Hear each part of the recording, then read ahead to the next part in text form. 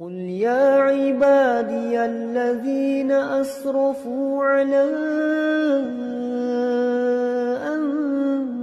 أنفسهم لا تقنطوا من رحمة الله. Syukur memuji Allah Subhanahu wa taala atas nama-namanya yang husna dan sifat-sifatnya yang sempurna, dan juga atas segala karunia lahir maupun batin. Termasuk karunia terbesar itu masih diberikan kesempatan kita sampai detik ini melaksanakan perintahnya dan menjauhi larangannya, di antaranya menuntut ilmu. Kemudian semoga salawat dan salam selalu tercurah kepada Nabi besar kita Muhammad SAW beserta keluarganya, para sahabat dan orang-orang yang mengikuti beliau dengan baik. Kemudian saya ucapkan terima kasih, syukur, jazakumullah pada panitia semua yang sudah capek-capek mengurus sehingga acara ini terlaksana dengan lancar, dan juga terima kasih jazakumullah khairan kepada ikhwan, para hadirin dan hadirat, akhwat yang sudah berusaha menyempatkan dirinya untuk hadir. Tentunya jika kalian tidak hadir di acara ini, tentu kajian ini tidak ada. Makanya termasuk perkara yang kita berterima kasih, syukuri juga kehadiran kalian, dan semoga Allah Subhanahu wa taala membalas dengan kebaikan yang besar dan pengampunan besar pula.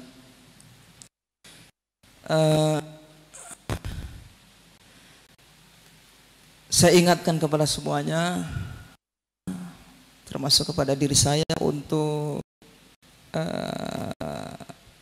memperhatikan arah hati kita, selalu untuk ikhlas dalam semua amalan kita, baik amalan lahir maupun batin kita. Ikhlas yaitu yang mendorong kita beramal karena Allah Subhanahu wa taala, menggapai ridhonya, ingin menggapai apa yang dijanjikan oleh Allah Subhanahu wa taala berupa pahala, pengampunan, berupa surga. Kemudian saya ingatkan kepada semuanya dengan sabda Rasulullah sallallahu alaihi wasallam, "Man salaka tariqan yaltamisu fihi ilman, sahhalallahu lahu bihi tariqan ilal jannah." Kata Rasulullah sallallahu alaihi wasallam, man siapa saja, umum. Man siapa saja, umum. Baik penuntut ilmu yang mempersiapkan khusus dirinya untuk menjadi ahli dalam bidang ilmu tertentu, atau orang yang menuntut ilmu ingin dia amalkan. Baik orang yang punya kesibukan dunia atau tidak, baik orang yang besar, yang kecil,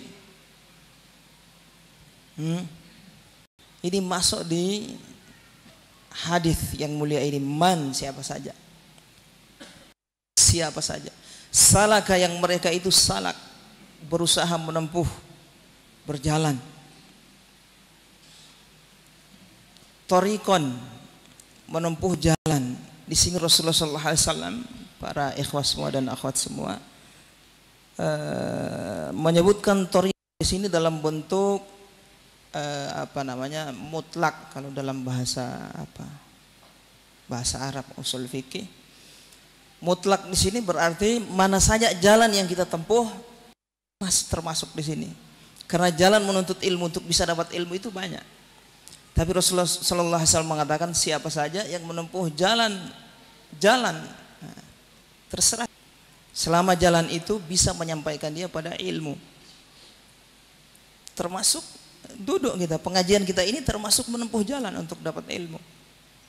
Kajian online, kita membaca, menyimak pelajaran, menelaah sendiri, menghafal.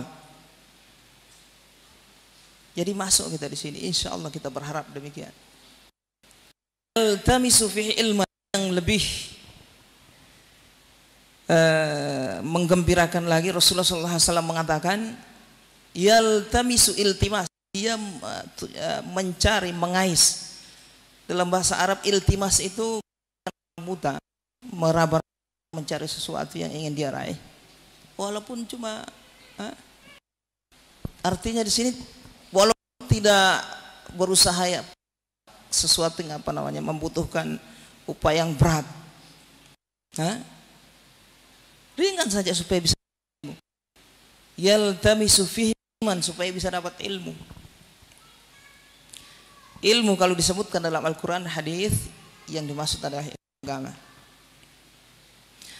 Agar bisa dia dapat ilmu, Rasulullah SAW mengatakan, sahalallahu lahu, mudahkan baginya, bihi, disebabkan karena upaya yang dia tempuh tadi itu, walaupun hanya sekedar iltimas, mengais, tidak terlalu memerlukan upaya yang berat, Allah akan mudahkan baginya. Sahalallahu lahu bihi, menuju surga, jalan menuju surga. Jadi siapa di antara kita ya ikhwah dan akhwat semua yang ingin dimudahkan jalan menuju surga, tempuh ilmu, belajar, datangi pengajian-pengajian, upayakan jadikan darah daging itu iblis ilmu.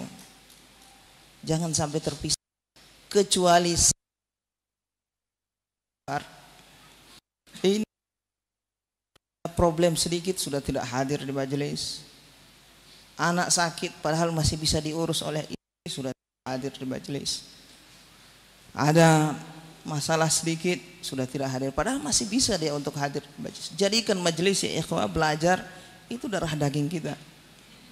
Kata Rasulullah SAW, siapa yang menempuh jalan untuk dapat ilmu, maka Allah akan mudahkan baginya jalan menuju jalan menuju surga ikhwah. Allah akan mudahkan baginya jalan menuju surga. Sahalallahu lakum ilal jannah. Sudah selesai. Tayyib. Pesan dari hadis ini para dan akhwat, jangan meninggalkan ilmu, menuntut ilmu, tetap terus belajar, dan juga yang kita fahami dari hadis yang mulia ini, tidak menuntut ilmu susah masuk surga, ya kan? Siapa yang menempuh jalan menuntut ilmu akan mudah menuju surga, masuk surga. Kebalikannya, yang tidak menuntut ilmu, tidak berusaha belajar, susah dia masuk surga. Beribadah susah, berakidah juga susah, bermuamalah susah. Dia tidak tahu mana yang halal. Berumah tangga juga susah. Dia akan banyak anggaran yang lakukan di sana. Demikian interaksi sosial dengan masyarakat. Ada ilmu agak susah. Surga bisa, tapi tanpa ilmu kan susah. Lewat bayan ini, beberapa kalimat ini ya ikhwan, semangat tetap jadikan sebagai darah daging majelis ilmu. Kita terus belajar semua. Alhamdulillah sebentar ini ustadz kita akan memberikan tentang judulnya yang dulu. Sekian yang bisa sampaikan ikhwan, mudah-mudahan untuk diri saya dan untuk kita semua. Subhanakallahumma bihamdika asyhadu an la ilaha illa anta astaghfiruka wa atubu ilaik. Selanjutnya saya serahkan kepada moderator. Kami ucapkan jazakumullah khair kepada ilhamkan mutahab, berikan nasihat untuk semua untuk bisa kita amalkan. Taib, kemudian kita beranjak ke acara selanjutnya, yaitu kita akan mendengarkan bersama nasihat dari pemateri Al-Ustadz Hamdi Mas PK LI Hafizahullah. Pada beliau, falyatafaddal mashkur wa ma'jur. Bismillahirrahmanirrahim. Assalamualaikum warahmatullahi wabarakatuh. Innal hamdalillah nahmaduhu wa nasta'inuhu wa nastaghfiruh.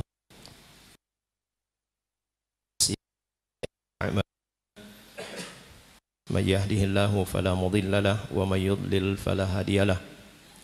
Asyhadu an la ilaha illallah wahdahu la syarika lah wa asyhadu anna Muhammadan abduhu wa rasuluh. Allahumma salli ala Muhammadin wa ala ali Muhammad kama sallaita ala Ibrahim wa ala ali Ibrahim. Barik ala Muhammadin wa ala ali Muhammad kama barakta ala Ibrahim wa ala ali Ibrahim innaka Hamidum Majid. Taqullah haqqa tuqatih wa la tamutunna illa wa antum muslimun. Amma ba'd. Para ikhwah sekalian yang dirahmati oleh Allah Subhanahu wa taala, alhamdulillah Allah Subhanahu wa taala mengumpulkan kita di tempat yang mulia ini,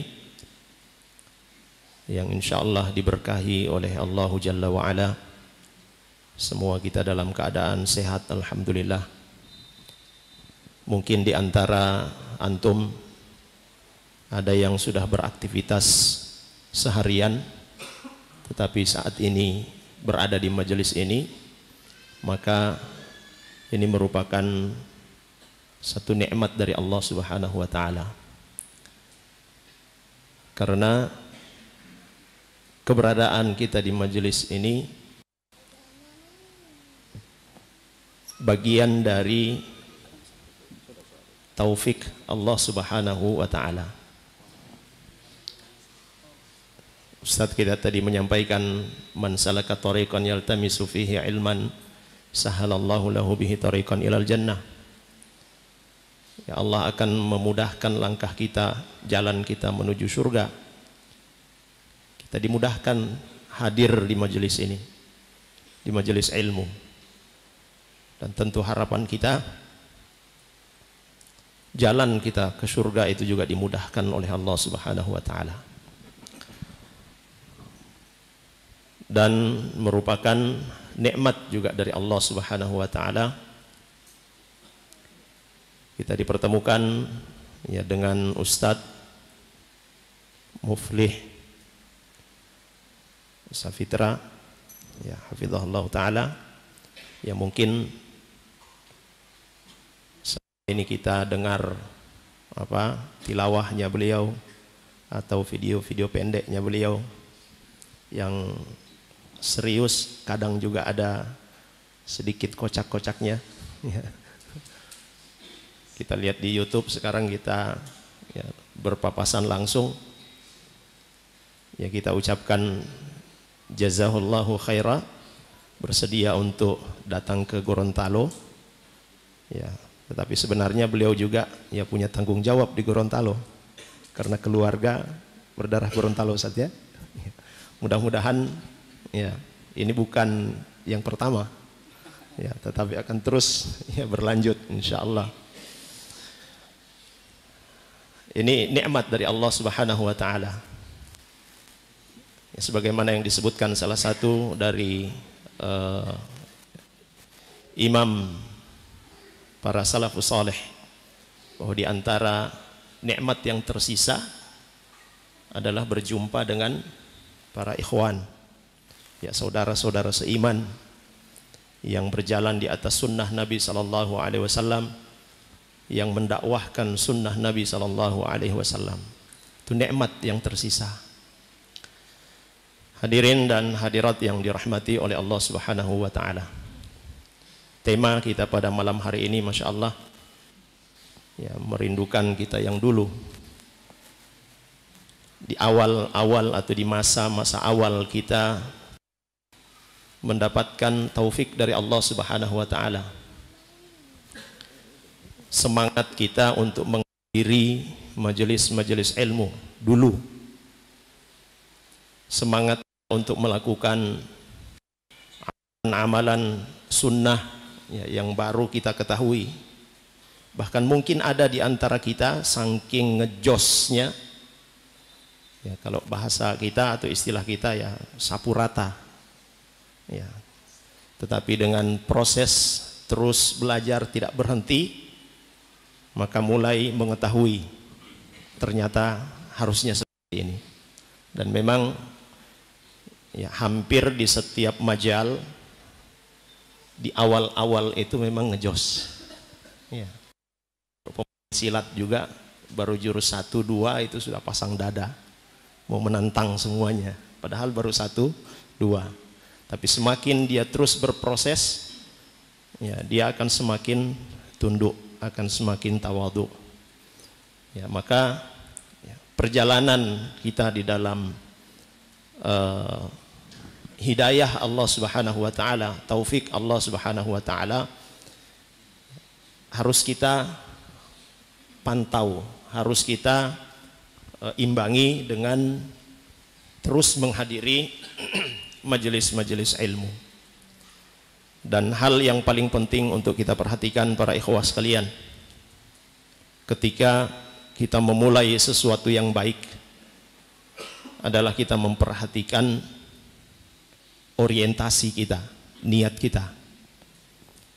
Syekhul Islam Ibnu Taimiyah ta'ala, ya, beliau katakan bahwa sesuatu yang dilakukan bukan karenanya, bukan karena Allah Subhanahu wa taala, maka dia tidak akan bermanfaat dan tidak akan langgeng.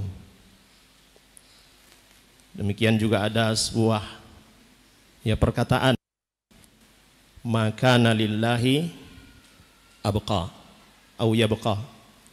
Apa-apa yang dikerjakan karena Allah Subhanahu wa taala, maka itulah yang akan langgeng.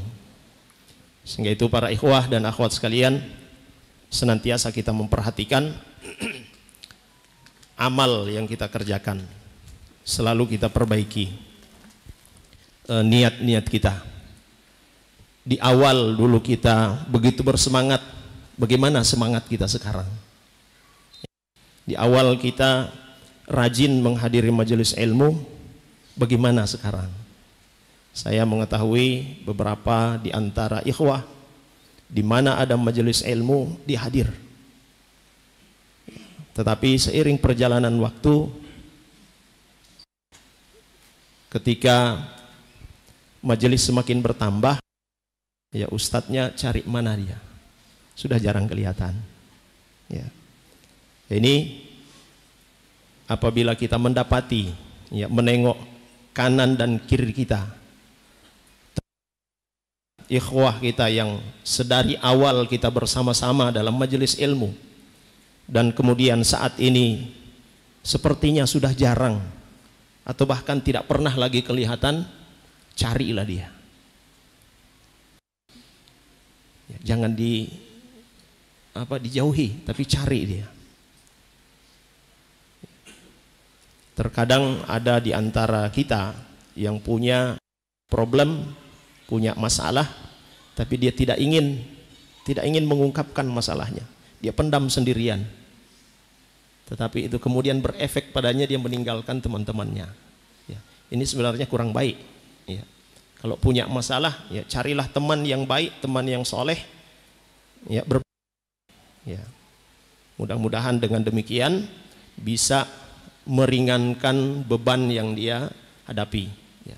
Dan terus bersama dengan teman-teman yang mengingatkan kita kepada Allah Subhanahu wa taala, ya. Karena teman-teman yang mengingatkan kita kepada Allah Subhanahu wa taala, inilah yang akan memberikan manfaat bagi kita sampai di yaumil qiyamah. Teman-teman yang mengingatkan kita kepada Allah Subhanahu wa taala, menegur kita ketika kita salah, ini teman yang harus kita pegang erat-erat. Sebagaimana itu nasihat dari Imam Asy-Syafi'i rahimahullahu ta'ala. Ya, kalau mendapati teman yang mengingatkanmu, mengajakmu untuk bertakwa kepada Allah, mengingatkanmu, ya, karena berbuat dosa, maka pegang erat-erat tangannya. Ya. Namun kadang ketika kita jatuh, ada teman yang mengingatkan, ya, dengan cara yang baik, ittaqillah akhi, bertakwalah kepada Allah. Ya. Saat itu, tetapi berikutnya tidak mau lagi ketemu. ada yang seperti itu, dan mudah-mudahan Allah Subhanahu wa taala selalu menjaga kita semua.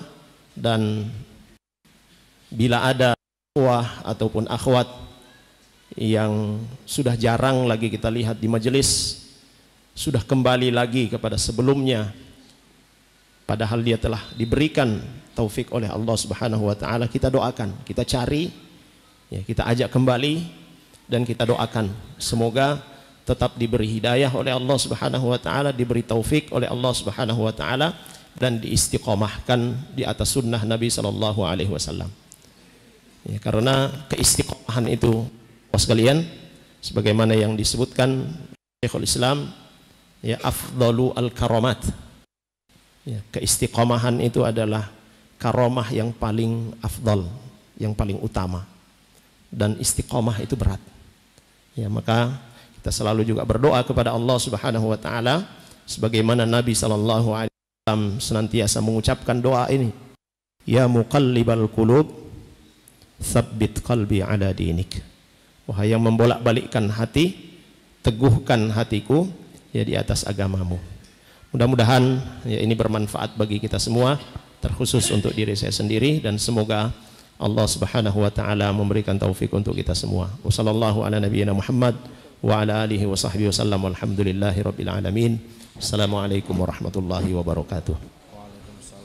Taib, jamaah dimuliakan Allah Subhanahu wa taala. Kami informasikan bahwasanya kajian kita pada malam hari ini itu kita akan tutup pada pukul 20.30, setengah 9 insya Allah. Jadi waktu isya, sholat isya kita akhirkan, dan setelah ini masih akan ada 2 pemateri lagi, dan insya Allah untuk materi inti dari Ustadzuna Ustadz Muflis Safitra itu sampai pukul 20 tepat, dan sisanya 30 menit insya Allah akan dibuka sesi tanya. Jadi kepada para jamaah sekalian untuk menyiapkan pertanyaannya, dan insya Allah kalau sempat waktu masih memungkinkan untuk bisa dijawab. Baik. Selanjutnya kita akan mendengarkan nasihat yang sangat berharga dari pemateri yang ketiga dari Al Ustadz Mahmud Bakari LC MH. Kepada beliau, falyatafaddal mashkura wa ma'jura. Bismillahirrahmanirrahim. Assalamualaikum warahmatullahi wabarakatuh. Alhamdulillah. Alhamdulillah rabbil alamin. Wassalatu wassalamu ala asyrafil anbiya'i wa sayyidil mursalin, nabiyyina wa habibina Muhammadin wa ala alihi wa sahbihi wa man tabi'ahum bi ihsanin ila yaumiddin. Amma ba'd. Qala rabbuna rabbul alamin, ya ayyuhalladzina amanu taqullaha haqqa tuqatih wa la tamutunna illa wa antum muslimun. Jemaah sekalian, ikhwani wa akhwati fillah, hafidhani wa hafidhakumullah. Kita bersyukur kepada Allah Jalla Jalaluhu atas segala limpahan nikmat yang terus tercurahkan untuk kita semua. Terkhusus nikmat besar di mana Allah Jalla Jalaluhu mempertemukan kita dengan guru kita, sahabat kita, Ustadz Muflis Safitra hafizahullahu ta'ala.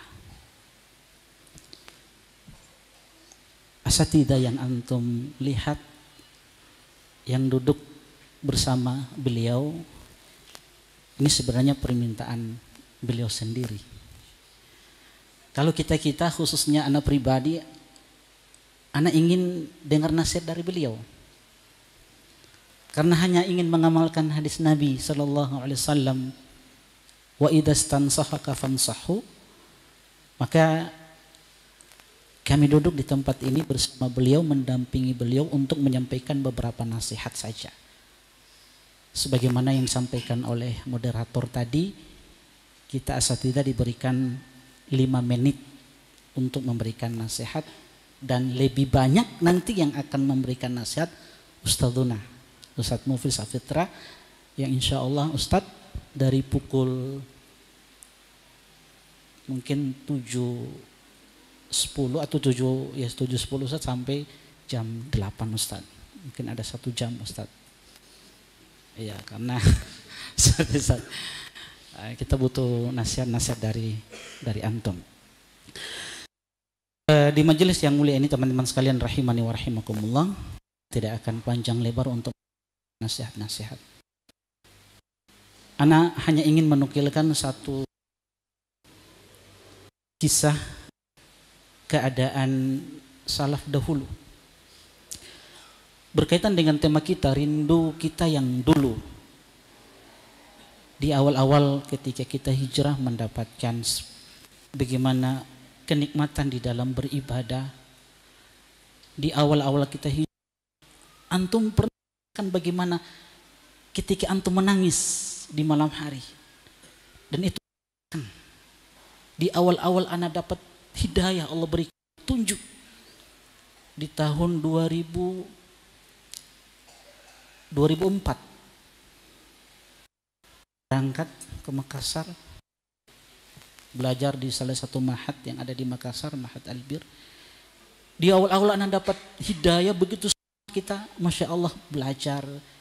Di malam hari kita bangun sholat malam, meneteskan air mata. Semangatnya kita untuk berbagi kebaikan, mencatat. Namun seiring waktu, dan ini sudah merupakan sunnatullah, di mana seorang hamba akan merasakan yang namanya futur. Keadaan di mana tadinya dia semangat kemudian dia melemah. Sehingganya teman-teman sekalian rahimani wa rahimakumullah, kita butuh nasihat-nasihat. Dan salah satu nasihat yang terbaik itu bagaimana nasihat yang kita ambil dari orang-orang yang terbaik. Orang-orang yang telah diridhoi oleh Allah, orang-orang yang telah direkomendasikan oleh panutan hidup kita Nabi Muhammad sallallahu alaihi wasallam. Tidak lain kalau bukan sahabat-sahabat Nabi sallallahu alaihi wasallam. Nah, salah satu kalimat yang disampaikan oleh sahabat-sahabat Nabi ketika mereka merasakan kondisi-kondisi di mana mereka melemah, tadinya mereka kuat untuk melakukan ketaatan. Kalimat yang disampaikan oleh Abdullah bin Rahawa radhiyallahu taala anhu, atau di dalam riwayat yang lain disebutkan oleh sahabat Mu'ad bin Jabal. Kalimat yang sering mereka ucapkan, dan kalimat ini sering diingatkan. Apa kalimat tersebut? Ta'alau hatta nu'mina sa'atan. Ini ucapan kalimat yang sering diucapkan oleh mereka. Ta'alau hatta nu'mina sa'atan. Mari sejenak kita beriman kepada Allah Jalla Jalaluh. Sebagian mereka berkata, awalas Nabi mu'minin. Bukankah kita orang-orang yang sudah beriman kepada Allah? Kata Abdullah bin Rahawa, bala. Iya, orang-orang yang beriman kepada Allah Jalla Jalaluh. Walakinnana nadhkurullaha fanazdat imana. Tapi kita duduk sejenak di majelis ilmu tidak lain untuk menambah iman kita. Dengan apa? Dengan senantiasa kita belajar Al-Quran, belajar hadis-hadis Sallallahu Alaihi Wasallam. Dua petunjuk yang telah ditinggalkan oleh Nabi Muhammad Sallallahu Alaihi Wasallam. Yang keduanya dipahami betul-betul, dipahami dengan baik oleh manusia-manusia terbaik, sahabat-sahabat Nabi Sallallahu Alaihi Wasallam. Sehingga dari kalimat yang pendek ini, kalian ikhwani wa akhwati fillah, hafidhani wa hafidhakumullah, minimal memberikan 3 pelajaran bagi kita. Kalimat ini, ta'alau hatta nu'mina sa'atan. Mari sejenak kita ke majelis ilmu. Untuk apa? Merefresh kembali keimanan kita. Karena Allah Jalla Jalaluhu berfirman di dalam Al-Quran, dan ayat ini sering kita dengarkan, sering diingatkan hampir di setiap majelis. Dalam surat Ali Imran ayat 102. Apa bunyi ayatnya itu? Ali Imran 102. Apa bunyi ayatnya itu? Ya ayyuhalladzina amanu ittaqullaha haqqa tuqatih wa la tamutunna illa wa antum muslimun. Ini ayat sering diingatkan di majelis ilmu. Allah seru dengan panggilan keimanan, wahai orang-orang yang beriman. bertakwalah kalian kepada Allah dengan sebenar-benar ketakwaan, wala tamutunna illa wa antum muslimun, dan jangan sesekali kalian mati kecuali di atas Islam, di atas hidayah, di atas sunnah Nabi SAW, dan itu butuh perjuangan. Dari kalimat ini teman-teman sekalian, minimal ada 3 yang bisa kita berikan untuk anak pribadi dan kepada teman-teman sekalian. Pertama, dari kalimat pendek ini memberikan faedah bahwa jiwa ini butuh untuk dimurojaah. Artinya apa? Jiwa ini harus diperhatikan. Hati ini terus diperhatikan. Karena hati seorang hamba itu lemah. Apalagi kita hidup di masa-masa yang penuh dengan fitnah. Baik itu fitnah syubhat, syahwat. Kita butuh penguatan. Dan penguatan yang terbaik, yang merupakan amunisi orang beriman, tidak lain Al-Quran. Hadis-hadis Nabi SAW. Yang kemudian yang keduanya diamalkan oleh sahabat-sahabat Nabi SAW. Kita butuh itu teman-teman sekalian. Jiwa ini terus diperhatikan. Anak ini terus terang sering mendapatkan laporan-laporan dari teman-teman ikhwan, dari teman-teman akhwat kaitan dengan tema kita, rindu kita yang dulu. Sebagaimana tadi yang disampaikan oleh Ustadzuna, Ustadz Hamdi, Mas Peki, ada teman-teman yang tadinya bersemangat di majelis ilmu, ya, Masya Allah. Bahkan teman-teman ini yang kita lihat, oh dekatnya luar biasa dengan Ustadz. Itu pada saat jomblo. Tapi setelah menikah Ustadz, hilang Ustadz dari majelis ilmu. Ana rasa kondisi ini juga ada di kota antum. Betul Ustadz ya? Ada ya? Jadi dia melihat, dia perlihatkan dia adalah tolibul ilmu Ustadz. Semangat bahkan dekat dengan Ustadz. Tapi setelah menikah dicarikan akhwat, menghilang Ustadz. Tidak tahu kemana. Pak, ya? Insya Allah. Kalau di sini tidak ada Ustadz, insya Allah penuntut ilmu semua Ustadz. Istiqomah Ustadz, insya Allah. Seperti itu. Itu yang pertama, Anda tidak panjang lebar. Ini soal lewat 1 menit ini Ustadz. Yang kedua, dari kalimat ini memberikan pelajaran kepada kita. Innal muslim yataqawwa bi ikhwanihi. Dari kalimat ini ta'alau hatta nu'mina sa'atan, bahwa seorang muslim itu akan kuat dengan saudara-saudaranya. Maka jangan pernah bersendiri. Selalu duduk di majelis ilmu. Minimal kita bertemu dengan teman-teman ikhwan yang kalau melihat wajah-wajah mereka, insya Allah akan melembutkan hati kita. Ada keinginan-keinginan untuk melakukan maksiat dengan melihat wajah fulan, Masya Allah. Keinginan ini sudah melemah, bahkan hilang dari jiwa ini. Karena di sana ada wali-wali Allah Jalla Jalaluhu yang kita tidak tahu, Masya Allah. Maka jangan pernah bersendiri. Duduk di majelis ilmu, bertemu dengan teman-teman yang soleh. Walaupun terkadang materi yang membuat kita bosan itu materi terkadang. Apalagi kalau yang disampaikan Ustadz akidah, tauhid, manhaj, yang hadir insya Allah sedikit Ustadz.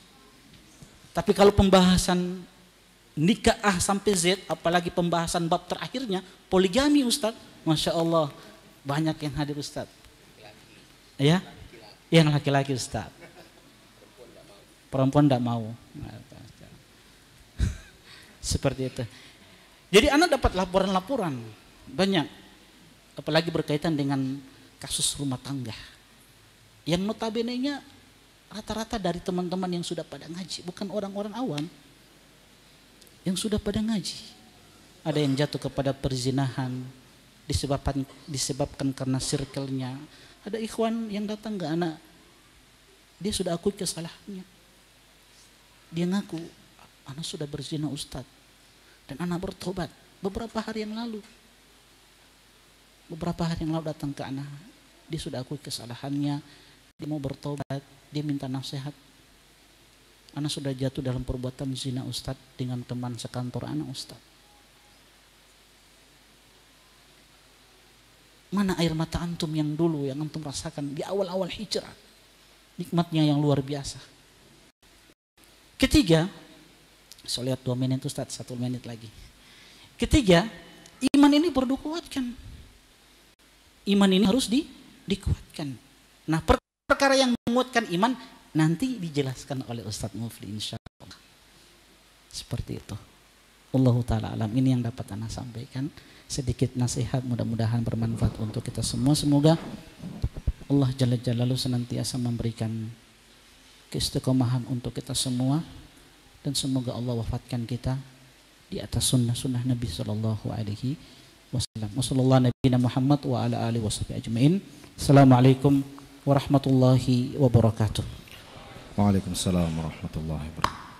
Kami ucapkan jazakumullahu khairan kepada Al-Ustadz Mahmud Bakari, LC MH, hafizahullah ta'ala, yang telah berkenan memberikan nasihat kepada kita.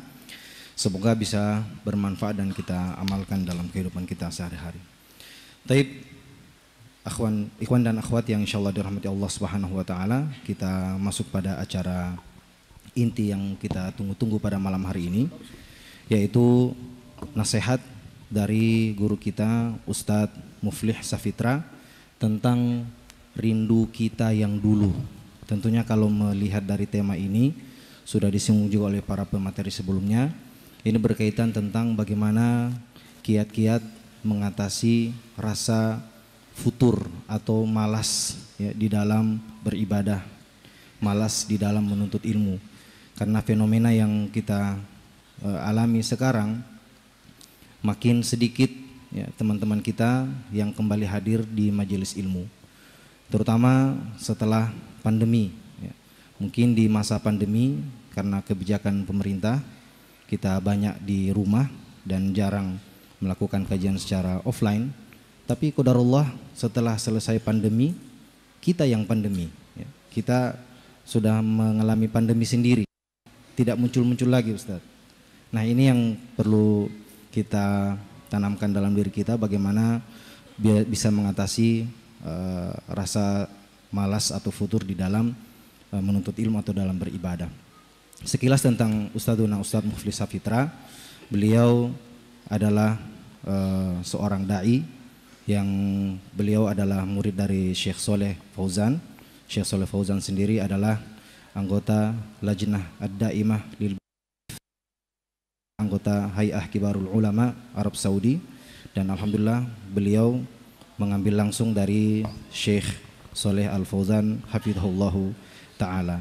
Dan kita kenal beliau Ustadz Muflih Safitra ini dari tilawah beliau ya, di awal-awal dulu kita hijrah, mungkin saya juga mengalaminya. Tilawah beliau ini termasuk dalam playlist murotal di HP kita dan sering kita putar. Dan alhamdulillah sekarang berada di tengah-tengah kita. Mudah-mudahan kita bisa mengambil manfaat yang sebesar-besarnya. Silahkan siapkan catatan antum, karena setelah ini akan ada dibuka sesi diskusi dan tanya jawab dengan beliau hafizahullah ta'ala. Kepada Ustadz Muflih Safitra hafizahullah ta'ala, waktu dan tempat kami persilakan, falyatafaddal mashkur. Bismillahirrahmanirrahim. Assalamualaikum warahmatullahi wabarakatuh. Alhamdulillah wa kafa wassalatu wassalamu ala rasulillahi mustafa ala alihi wa ashabihi wa man iktafa. Jamaah yang dirahmati Allah, kita bersyukur kepada Allah. Pada hari ini kita akan di salah satu rumah-rumah Allah, Masjid Al-Hijrah di kota Gorontalo, dan kita berharap kedatangan kita pada malam hari ini bisa menambah untuk kita semua ilmu yang bermanfaat, yang bisa menjadi amalan dalam kehidupan sehari-hari, sehingga ilmu dan amal ini memperberat timbangan kebaikan kita di hari kiamat. Teman-teman yang dirahmati Allah, ya saya sebenarnya kesini sudah 4 kali, tapi yang pertama kali itu menikah, yang kedua lupa mau ngapain, dan yang ketiga adalah pulang ke rumah mertua. Mertua orang sini. Ya, ini yang keempat, dan baru pertama kali ini datang dalam rangka untuk dakwah. Pada kesempatan malam hari ini saya diberi tema rindu kita yang dulu. Sebenarnya tema ini saya bawakan dalam daurah di berbagai kota. Tapi mungkin Ustadz Mahmud lihat-lihat playlist Anda mungkin di YouTube mungkin ya. YouTube Muflis Safitra Official. Don't forget to like, comment, and subscribe. Ya. Mungkin beliau lihat kajian dengan tema itu pas untuk dibawakan di Gorontalo, karena tema ini bukan dari saya, tapi dari Ustadz Mahmud sendiri, ya kan Ustadz? Lupa. Ya. Tapi memang tema ini tema yang dibawakan di mana-mana, karena masalah ini masalah di mana-mana. Jadi saya ke Pangkal Pinang, temanya ini. Saya pergi ke Jakarta, temanya ini. Saya pergi lagi ke kota yang lain, temanya ini juga. Bukan dari saya, tapi karena guru-guru di masing-masing kota merasa masalahnya itu sama. Yaitu pandemi berakhir, ikhwannya masih pandemi. Alias, kok enggak muncul-muncul lagi di kajian? Dulu mungkin waktu pandemi, tidak kajian itu dikarenakan ada larangan pemerintah untuk berkumpul. Bahkan dilarang sholat 5 waktu. Kemudian ada perkembangan yang baik, diizinkan masuk di masjid, tapi disuruh untuk berjarak, disuruh untuk pakai masker, tapi belum boleh pengajian.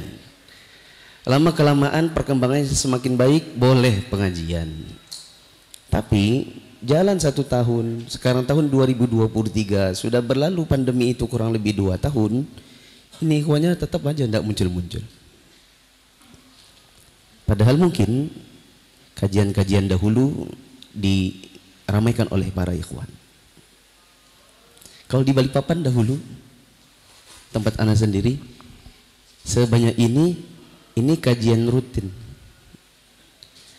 Ini pun belum seberapa. Kita dulu sampai parkiran itu ikhwannya banyak. Sekarang kajian rutin yang di Balikpapan ya sebanyak inilah. Tapi tetap tidak bisa disamakan seperti waktu dulu sebelum pandemi.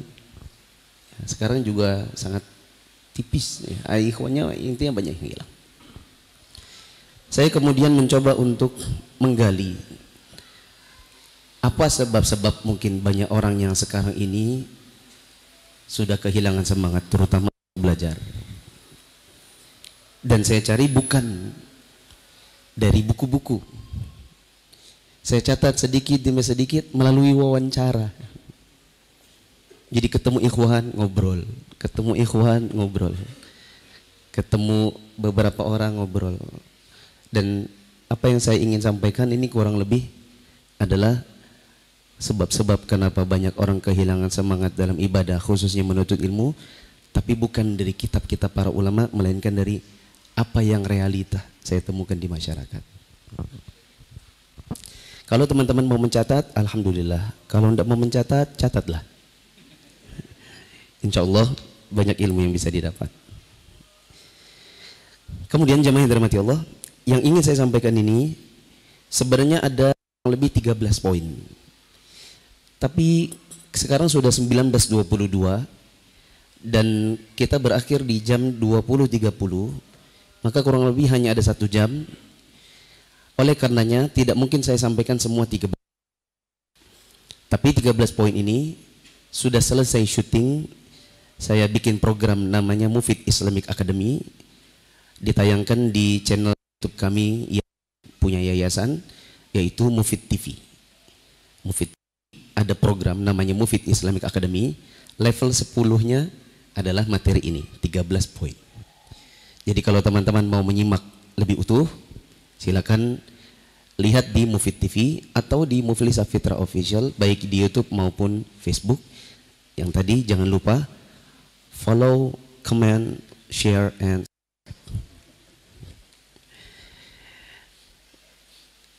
sekali lagi teman-teman, ada 13 tapi saya tidak mungkin sampaikan 13. Jadi saya hanya sharing apa yang kira-kira mungkin paling kelihatan atau yang menurut saya paling penting untuk disimak. Sebab yang pertama, kenapa orang itu sekarang belajar? pertama adalah karena mengira bahwa menuntut ilmu itu hukumnya hanya sunnah. Yang benar, menuntut ilmu itu hukumnya apa teman-teman? Salah juga, bukan wajib. Menuntut ilmu itu hukumnya ada 3. Ada yang fardu ain, ada yang fardu kifayah, dan ada yang sunnah. Kalau katakan semua ilmu fardu ain, salah. Tapi lebih salah lagi kalau ada yang mengatakan kan cuma sunnah. Lalu kemudian karena menganggap bahwa menuntut ilmu hanya sunnah, lalu dia tidak belajar lagi. Kita bahas dari yang sunnah. Ilmu itu memang ada yang sunnah. Artinya kalau belajar maka dia dapat pahala. Bila tidak maka dia tidak berdosa. Contoh, orang yang belum punya kemampuan untuk pergi haji, semoga antum yang belum pernah haji Allah mudahkan hajinya. Belum, maka belajar manasik haji untuknya cuma sunnah. Karena dia tidak punya kewajiban untuk pergi haji. Maka belajar manasik haji juga cuma sunnah untuknya. Adapun yang besok mau berangkat, sebulan lagi dia mau berangkat pergi haji, misalnya karena sudah dapat panggilan dari Kemenak, maka dia wajib belajar. Bila tidak maka dia berdosa. Ada ilmu yang hanya fardu kifayah. Bila ada sejumlah orang yang jumlahnya cukup telah mempelajari ilmu ini, maka bagi yang lain tidak ada kewajiban. Contohnya ilmu tentang tibbun nabawi. Kalau ada yang sudah belajar ilmu tentang pengobatan ala Nabi, ya, maka ya sudah, yang lain tidak punya kewajiban. Ilmu tentang ekonomi, ilmu tentang sipil, arsitek dan lain-lain, maka itu semua hanya ilmu fardu kifayah. Kata Syekh Sa'di, ma zada ala dzalik, yaitu ilmu yang hanya sekedar tambahan dari ilmu yang fardu ain. Ilmu yang ketiga namanya ilmu fardu ain. Ilmu fardu ain berarti setiap orang wajib mempelajari ilmu ini. Bila tidak belajar maka dia berdosa. Contohnya ilmu tauhid, ilmu akidah. Dikarenakan orang itu baru akan diterima ibadahnya apabila salah satu tolak ukurnya adalah bila tauhidnya benar. Apabila ada orang beribadah tapi dia melakukan perbuatan syirik, maka tidak akan diterima ibadahnya. Maka dia harus belajar ilmu akidah, ilmu tauhid. Ilmu yang kedua adalah ilmu yang mendukung tentang kesempurnaan ibadahnya, seperti belajar wudu bagi laki-laki maupun perempuan, belajar tentang sholat, belajar buat perempuan belajar haid nifas. Bila tidak belajar maka orangnya bisa berdosa. Ilmu yang ketiga ilmu yang berkaitan dengan muamalah, terutama bagi orang-orang yang memang punya kegiatan muamalah, seperti ilmu tentang jual beli bagi orang-orang yang punya kegiatan perdagangan. Kalau Anda berdagang tapi Anda tidak belajar ilmu jual beli, Anda bisa berdosa karena Anda mungkin jatuh ke dalam perbuatan yang haram tanpa Anda ketahui. Makanya di zaman dahulu, di zaman Imam Malik, dikatakan bahwa tidak ada orang yang bisa untuk berjualan di pasar. Tidak ada orang yang bisa berjualan di pasar sebelum terlebih dahulu diuji tentang kemampuan atau pengetahuannya dalam jual beli. Maksud saya gini teman-teman, ilmu yang ada di kota Gorontalo ini apa yang diajarkan? Misal Ustadz Mahmud mengajarkan ilmu tentang akidah. Kemudian ada orang tidak pernah belajar akidah, ada ilmu yang disampaikan tapi tidak datang, maka orang bisa berdosa. Jangan Anda mengatakan, saya ini yang penting kan Islam. Jatuh dia ke dalam khurafat, jatuh dia ke dalam kemusyrikan tanpa dia sadari. Dia pikir itu boleh misalnya, padahal ada ilmu yang disampaikan dan ada majelisnya, maka orang ini bisa berdosa. Anggaplah misalnya Ustadz Ilham menyampaikan ilmu tentang sholat, tata cara sholat. Ada orang baru masuk Islam, ada majelisnya, dimulai dari tata cara yang paling sederhana, tapi orang ini tidak mau datang, maka orangnya bisa berdosa. Ustadz Hamdi misalnya menyampaikan ilmu tentang muamalah. Ada orang dagangnya, perdagangannya banyak. Bahkan bukan cuma perdagang, dia punya kos-kosan, dia punya rental mobil, dia punya rental PS. Enggak ya? Misalnya dia punya rental macam-macam. Lalu kemudian dia tidak belajar ijaroh, tidak belajar hukum-hukum yang berkenaan dengan jual beli, maka orang ini Khawatirnya dia bisa jatuh ke dalam kesalahan, jatuh ke dalam kezaliman, jatuh ke dalam muamalah yang haram. Seperti itu. Maka teman-teman yang dirahmati Allah, salah satu di antara yang menyebabkan orang untuk tidak lagi mau belajar adalah mengira bahwa kekajian itu kan cuma sunnah. Kita kalau nggak kajian toh nggak apa-apa. Tergantung sejauh mana ilmu antum. Sebab yang kedua adalah karena merasa dirinya sudah cukup. Karena merasa dirinya adalah sudah seperti gelas penuh. Gelas penuh kalau ditambah lagi bagaimana teman-teman? Tumpah. Dia bilang saya ini sudah penuh. Terlalu penuh bahkan. Kok bisa? Saya sudah ngaji 11 tahun, 12 tahun, buat apa lagi ngaji? Oh, jadi kalau ngaji itu bisa diukur dengan lama ya. Kemudian diuji. Misalnya diuji, coba saya mau uji.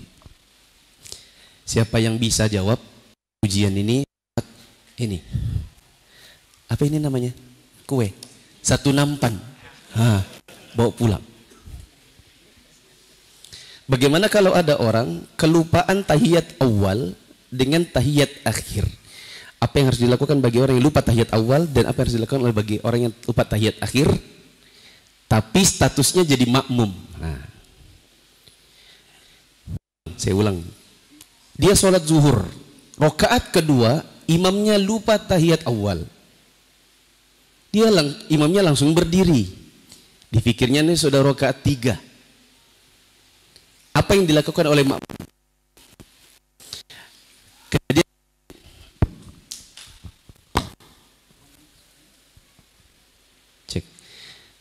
Kejadian yang lain adalah imamnya di rakaat 4 lupa, tidak duduk malah berdiri jadi rakaat kelima.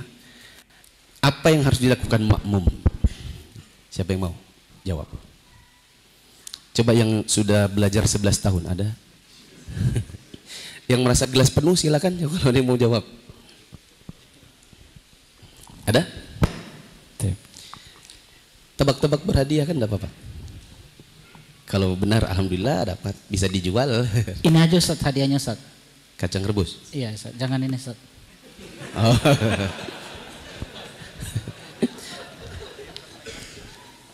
Ada yang berani jawab? Insya Allah dari panitia 100.000 Ustaz. Tambah. Dari panitia 100.000 yang bisa jawab. Tambah baju koko. Tapi harus benar ya. Harus benar. Boleh kasih ini mic. Kalau salah Ustaz suruh pulang Ustaz.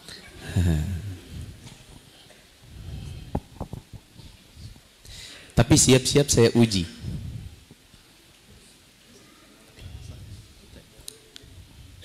Bismillah. Nama Ana Panji, Ana dari Panjaitan. Apabila makmum Panji dari Panjaitan. Ya, Jalan Panjaitan maksudnya dari alamat dari Jalan Panjaitan. Ketika makmum, ketika imam lupa dan kita sebagai makmum, kita dapat mengingatkan dengan mengucapkan subhanallah. Oke, subhanallah. Terus imamnya ternyata tetap berdiri. Subhanallah. Subhanallah. Woi. Imamnya rakaat 2 tetap berdiri. Kita sudah subhanallah, dia tetap berdiri. Apa yang harus dilakukan? Kita mengikuti imam Ustaz. Kita mengikuti imam. Nah, Ustaz. Oke. Yang kedua. Kasus yang kedua. Imamnya rakaat 4. Subhanallah. Tapi dia nggak mau berdiri, nggak mau duduk. Dia tetap berdiri. Apa yang dilakukan?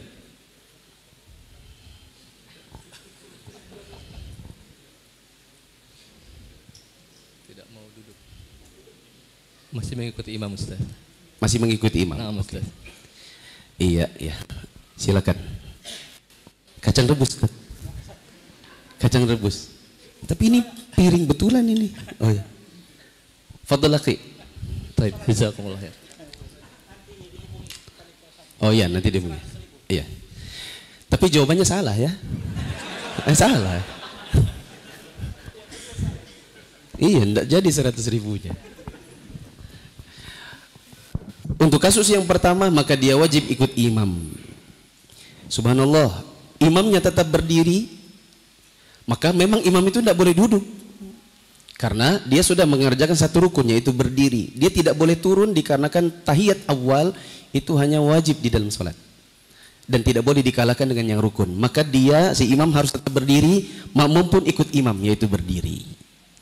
Adapun rakaat yang keempat, apabila imamnya berdiri, terus diingatkan, subhanallah, dia tetap berdiri. Kalau kita yakin betul bahwasanya dia sedang menambah rakaat, yaitu rakaat kelima, maka tidak boleh mengikuti imam. Karena imam menambah, bila kita tahu lalu kita ikut nambah, batal sholat kita. Apa yang harus kita lakukan? Duduk, baru niat mufaraqah, mufaraqatul jamaah. Saya memisahkan diri dari jamaah, yaitu sudah tahiyat sendiri, salam sendiri. Bila antum malah berdiri, batal sholat antum.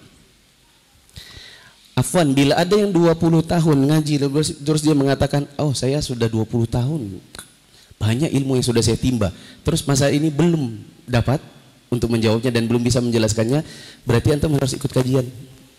Karena antum belum gelas penuh, masih kosong. Ini baru soal tahiyat awal, tahiyat akhir, belum sujud sahwinya. Gimana tuh nanti sujud sahwinya? Itu pembahasannya lebih rinci lah. Teman-teman yang dirahmati Allah, saya membahas buku kecil di Balikpapan, judulnya Bimbingan Islam untuk Pemula. Buku tipis, 1,5 tahun baru selesai. 1,5 tahun buku tipis. Saya sedang menjalankan pembelajaran ensiklopedi sholat atau sholatul mu'min, 3 jilid tebal-tebal. Jilid 3 sudah tamat, jilid 1 hampir tamat, jilid 2 masih tengah. Sudah jalan 3 tahun, belum selesai. Kalau ada kemudian yang mengatakan, saya sudah malas belajar karena kayaknya ilmunya gitu-gitu aja. Gitu-gitu aja. Kemudian diuji sama Ustaz, coba Ustaz, uji dia. Dia bilang gitu-gitu saja ilmunya. Maka ini keterlaluan, kurang sadar diri berarti. Apalagi kita ini lebih cocok bukan gelas penuh, tapi ember bocor. Karena banyak yang dapat, tapi banyak yang lupa. Iya atau tidak? Kita kan bukan kelas-kelasnya Imam Bukhari yang mungkin ditanya 100 hadis ditukar-tukar sanadnya. Bukan hanya sanad antar hadis, tapi sanad di dalam hadisnya juga ditukar-tukar, kemudian disusun ulang. Tidak ada yang punya kemampuan seperti itu di kita. Lalu kemudian kita mengatakan, saya sudah tidak belajar lagi, saya ilmunya gitu-gitu aja ustadznya. Coba kalau gantian, antum yang duduk di meja ustadz, antum jelaskan. Mungkin antum juga setengah mati menyusun kata-kata. Kita ini aja tadi bagi-bagi tugas ya Ustaz ya. Yang satu ngomong keikhlasan, yang satu ngomong apa. Itu aja harus dipikirkan dulu. Iya enggak Ustaz? Enggak langsung tiba-tiba keluar hafal mati, enggak. Alasan yang ketiga atau sebab ketiga adalah merasa diri ini seperti tangga mentok. Mentok itu apa kalau bahasa Gorontalo ya? Mentok, apa mentok teman-teman? Buntu, tangga buntu. Apa?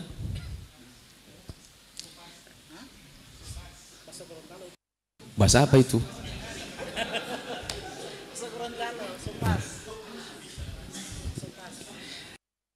Dengan tangga mentok, yaitu antum naik tangga, ini kan menapaki tangga-tangga ilmu. Sampai di atas nggak ada pintunya, antum turun kembali. Tapi ini PR, jujur, nih saya ngomong depan ustadz-ustadz biar kita fair. Kadang-kadang yang bikin tangga mentok itu ustadz-ustadz juga. Contoh, ada sebagian ustadz mungkin buka kelas bahasa Arab, ya kan? Pertemuan kedua, pertemuan ketiga, waktu pertama kali buka, ikhwannya 50. Pertemuan kelima, ikhwannya tinggal 25. Pertemuan ke-10, ikhwannya tinggal 5. Lalu ustadznya bilang, kasiannya ya, ini kalau kita teruskan ini kasihan yang lain, jadi kita berhenti saja. Tapi karena memang muridnya jadi berkurang, dibuat tangga itu mentok. Akhirnya sudah sampai di atas sedikit, turun kembali. Tahun depan bikin lagi kajian bahasa Arab, habis itu naik lagi. Pertemuan ke-10 turun lagi, naik lagi, turun lagi. 10 tahun kelas bahasa Arab enggak tamat-tamat. Tapi dua sebabnya. Ikhwannya juga yang kajiannya ikutnya kelasnya bolong-bolong. Sementara ikut kelas nahwu, kalau bolong 1 kali terus tidak mengejar, tidak nanya sama teman, coba ajarin apa yang diajarkan kemarin. Kalau tidak diminta, coba ajarkan saya. Masuk kelas dalam keadaan kemarin ada yang hilang, mau ikut yang kedua, yang ketiga, keempat, lama-kelamaan akhirnya ragu. Ragu, bisakah aku? Kan di pertemuan kelima mungkin teman-temannya sudah disuruh hafalkan huwa huma hum hiya huma hunna anta antuma anti antuma antuna ana nahnu. Dia huwa hum huma ana, tahu bolak-balik, terbolak-balik lama-lama dia bilang gini, teman-temanku semua pintar, aku ini gimana ya? Akhirnya dia ragu, akhirnya dia datang. Tapi ya itu kan dari ustadznya, di mana memang tidak mungkin diharapkan 50 ini akhir. Saya belum pernah ketemu kelas bahasa Arab dibuka dimanapun, pertemuan pertama sampai pertemuan ke-100 orangnya masih sama, pasti ada yang gugur. Nah ketika yang gugur ini ternyata lebih banyak, kadang-kadang ustadznya jadi juga untuk ngajar.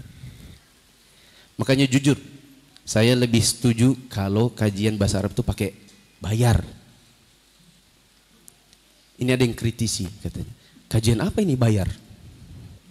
Ini kan kajian besok itu bayar kan? Ya. Kajian apa ini bayar? Ilmu bayar. Ini yang gratis nih, malam ini gratis, besok subuh gratis atau besok malam gratis. Tidak datang dia.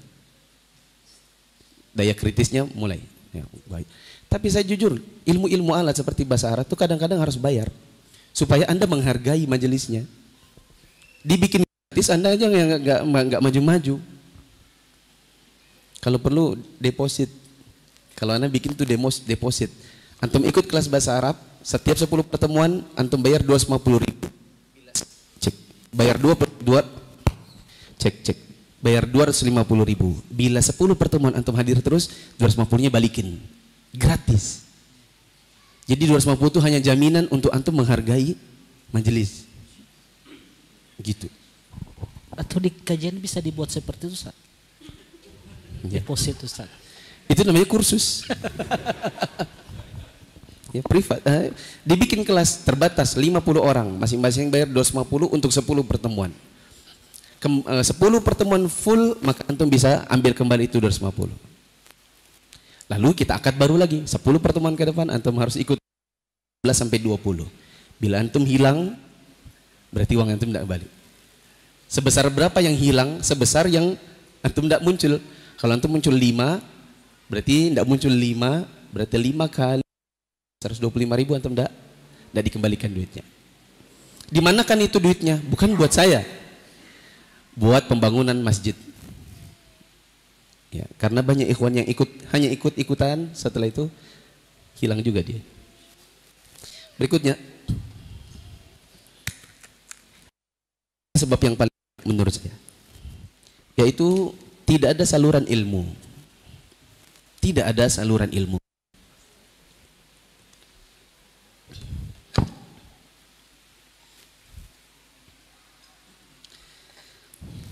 Teman-teman yang dirahmati Allah, itu diperintahkan oleh Nabi SAW untuk menyalurkan ilmu. Teman-teman mungkin sudah hafal hadis balighu anni walau ayat. Sampaikan dariku hanya 1 ayat. Di antara para ulama kita dia mengatakan zakatnya ilmu itu 1 ayat. Bila antum dapat 1, antum silakan sebarkan ke yang lain. Teman-teman yang dirahmati Allah, siapa yang bilang kalau mengisi pengajian itu hanya boleh ustadz-ustadz? Yang benar, bila kajiannya besar, iya betul. Pada kapasitas apa untuk antum bisa bikin pengajian besar. Tapi pada kajian terbatas, dengan kebatas kemampuan ilmu antum, insya Allah diperbolehkan. Seperti antum mengisi kajian hanya antum, istri dan anak-anak. Mesti menunggu ustadz. Jangan bilang gini, saya bukan ustadz sehingga saya tidak bisa mengisi pengajian. Saya mau tanya, teman-teman belajar kepada ustadz biasanya 1 jam. Apakah dari 1 jam itu tidak ada satupun ilmu yang tidak nyangkut di kepala? Banyak pastinya. Nah, banyaknya ilmu di kepala ini harus disalurkan. Alasan pertamanya adalah Nabi SAW mengatakan, sampaikan meskipun hanya 1 ayat. Maka teman-teman yang dirahmati Allah, ketika teman-teman belajar, teman-teman punya kewajiban untuk menyampaikan. Tapi betul, teman-teman jangan menyampaikan dalam majelis besar, teman-teman bikin pamflet sendiri, ngisi pengajian besar. Betul, kecuali orang yang memang sudah punya kapasitas atau direkomendasi. Adapun pada kajian yang terbatas, teman-teman bisa, dan memang harus begitu. Contoh, Akhi sudah menikah, anaknya berapa? Anggaplah ya, Akhi pergi datang pengajian, istrinya hari ini misalnya tidak datang. Kemudian janjian setiap hari Ahad subuh kajian sama saya. Siapa yang ngisi? Suami. Siapa yang hadir? Istri. Bila ada anak-anak maka sama anak-anak.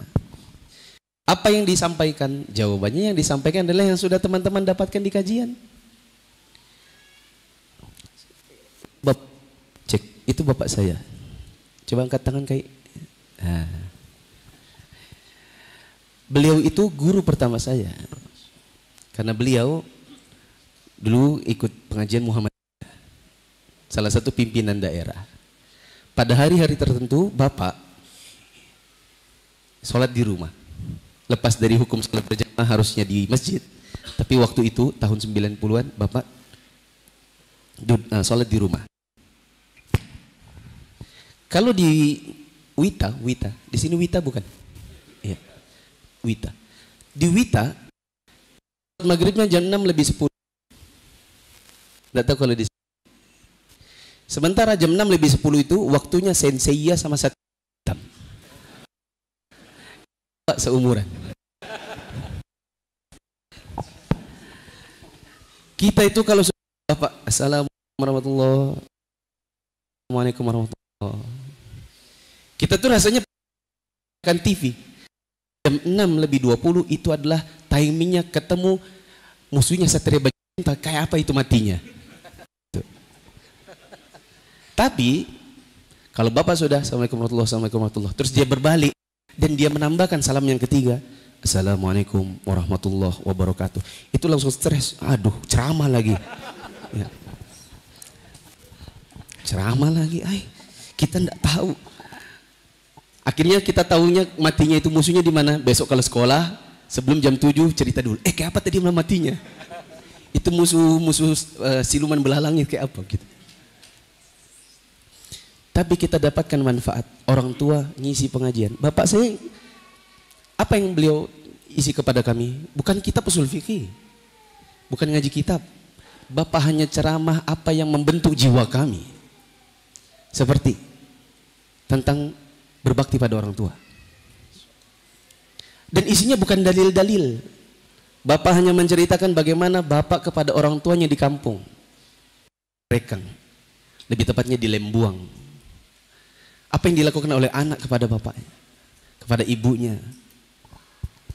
Kemudian diceritakan tentang pengalaman-pengalaman yang berharga. Atau cerita-cerita yang mungkin ringan untuk diceritakan. Saya dulu kira kisah tentang sahabat Nabi yang terkurung di gua 3 orang kemudian berdoa. Saya pikir itu hanya cerita-cerita saja. Ternyata itu hadis. Bahkan Bukhari dan Muslim. Tapi diceritakan karena di zaman dahulu diceritakan oleh orang tua. Kita pikir itu adalah cerita kampung. Tapi masuk di kita, di kepala. Dan itu membentuk jiwa. Nah teman-teman yang dirahmati Allah, membuat kadang-kadang sudah merasa malas untuk belajar dikarenakan teman-teman tidak punya salurannya. Jadi cuma belajar buat dirinya. Catatannya hanya untuk dirinya. Catatan di handphonenya hanya untuk dirinya. Bukunya hanya untuk dirinya. Ilmunya hanya untuk dirinya. Sehingga di kepala ini berkerak. Teman-teman pernah lihat di masjid kadang-kadang iya, ada ember. Teman-teman pernah enggak untuk memegang itu dasarnya si ember yang di dalam ada airnya? Apa yang ada di air? Lumut. Kan? Kenapa? Air lama di situ, tidak pernah diganti. Sedangkan air bila terus keluar diisi, embernya lebih bersih. Ilmu kalau hanya di kepala, mengkerak di sini, tidak ada manfaatnya. Dia harus disalurkan supaya dia teringat terus, dimurojaah terus. Teman-teman tahu emas, berapa harga emas sekarang? 901 gram. Emas ini 901 gram kalau keluar di hadapan di atas tanah. Kalau dia hanya di dalam tanah, tidak ada harganya. Berapa harga tanah, harga emas 1 gram di dalam tanah? Tidak ada harganya. Nanti kalau dia sudah keluar, baru dia bisa dijual. Kalau orang punya busur, punya anak panah, hanya sekedar disarungi, hanya sekedar ditaruh di punggung, maka tidak ada sasaran yang bisa didapat. Tidak ada binatang buruan yang bisa dimakan. Tapi kalau disesatkan, maka bisa binatang buruan. Matahari kalau hanya diam, maka tidak ada siang. Maaf, tidak ada malam. Tapi justru kan ada siang, ada malam, terjadi pergantian hari, ada tempat kita istirahat, ada waktu kita bekerja. Kalau diam maka diam. Sehingga kalau hanya dalam kandang, nggak ada yang takut. Kalau teman-teman pergi ke kebun binatang dan lihat singa tapi dalam kandang, teman-teman mungkin akan dekati dan ya, kecuali masukkan jari sedikit digigit baru tahu. Ya. Tapi kalau tidak hanya dilihat, maka tidak ada yang takut. Sebagaimana ilmu kalau hanya di dalam kepala, tidak disalurkan, maka dia tidak jadi sesuatu yang mengerikan. Tidak ada sesuatu yang bisa didapatkan. Nah begitu teman-teman, masalahnya adalah teman-teman ini mungkin kurang saluran ilmu, makanya belajarnya pun berhenti. Masalahnya Ustadz, sebagian Tuhan bilang kita kalau ngisi pengajian di rumah jamaahnya cuma 1 orang Ustadz.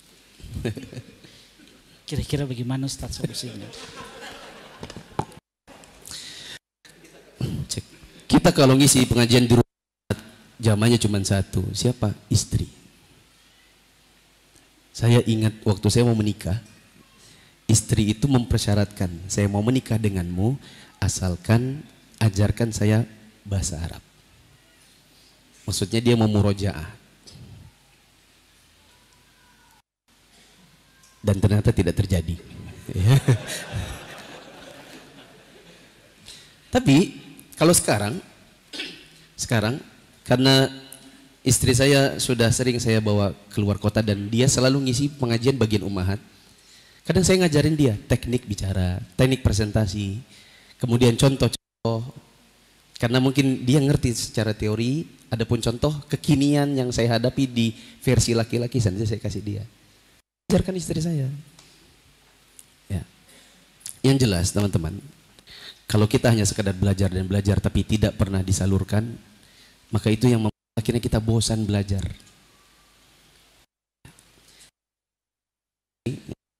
Masalah kemana Ustaz? Jawabannya ke keluarga. Tidak ada juga ya kok yang suruh antum bikin. Memang belum pada kapasitas mungkin pada sebagian teman-teman untuk hadir di mimbar untuk khutbah Jumat. Bahkan gini teman-teman, kami di Balikpapan itu Ustaz, ada perusahaan tambang, ada perusahaan migas. Kan perusahaan tambang migas itu ada site-nya, ada tempat lokasi tambangnya. Untuk khutbah Jumat, kadang-kadang ada ustadz yang bisa dipanggil. Tapi karena site tambang itu jauh, jarang ustadz yang mau dipanggil. Mikir dulu, pergi enggak ya? 9 jam perjalanan hanya untuk khutbah, baru balik lagi. Gitu. Iya, Balikpapan Tanjung Tabang 9 jam. Ya, saya diundang berulang kali, enggak mau saya. Karena habis waktu di perjalanan. Harusnya bisa ngetik, bisa ngurusin ini, ngurusin itu, jadi tidak ada waktu. Terus yang ngisi di sana akhirnya siapa? Akhirnya murid-murid kita. Daripada yang naik mimbar orang yang tidak ngerti ilmu, maka mereka ini kita jadi dai-dai, saya bilang second layer, lapisan kedua. Mungkin mereka belum bisa baca kitab, tapi mereka punya kemampuan untuk menyampaikan. Mungkin masih sedikit baca, mungkin sedikit masih banyak bacanya. Tapi itu masih lebih mending. Ada yang naik ke atas adalah orang-orang yang tidak tahu ilmunya keluar dari kantongnya ngomong sembarangan. Ya, jadi kita kumpulkan mereka, antum belajar. Ustadz tapi ngisi apa? Yuk kita tamatkan Hilyah Thalibul Ilmi. Kita tamatkan Hilyah Thalibul Ilmi. Kita tamatkan syarah Al-Usul Tsalatsa. Tamatkan syarah Al-Aqidah Al-Qawaid Al-Arba. Tamatkan di Mufid Islamic Academy itu yang 10 level. Kemudian saya bilang sama mereka, antum nanti kalau misalnya ada kesempatan khutbah, misalnya ustadznya tidak datang, daripada yang naik nanti orang sembarangan, antum saja nyampaikan. Yang mana Ustadz? Nyampaikan ini, yang satu ini aja, tentang keikhlasan berakal. bahwa beramal itu butuh dua hal, ikhlas, ittiba. Sudah. Meskipun bahasa Arab.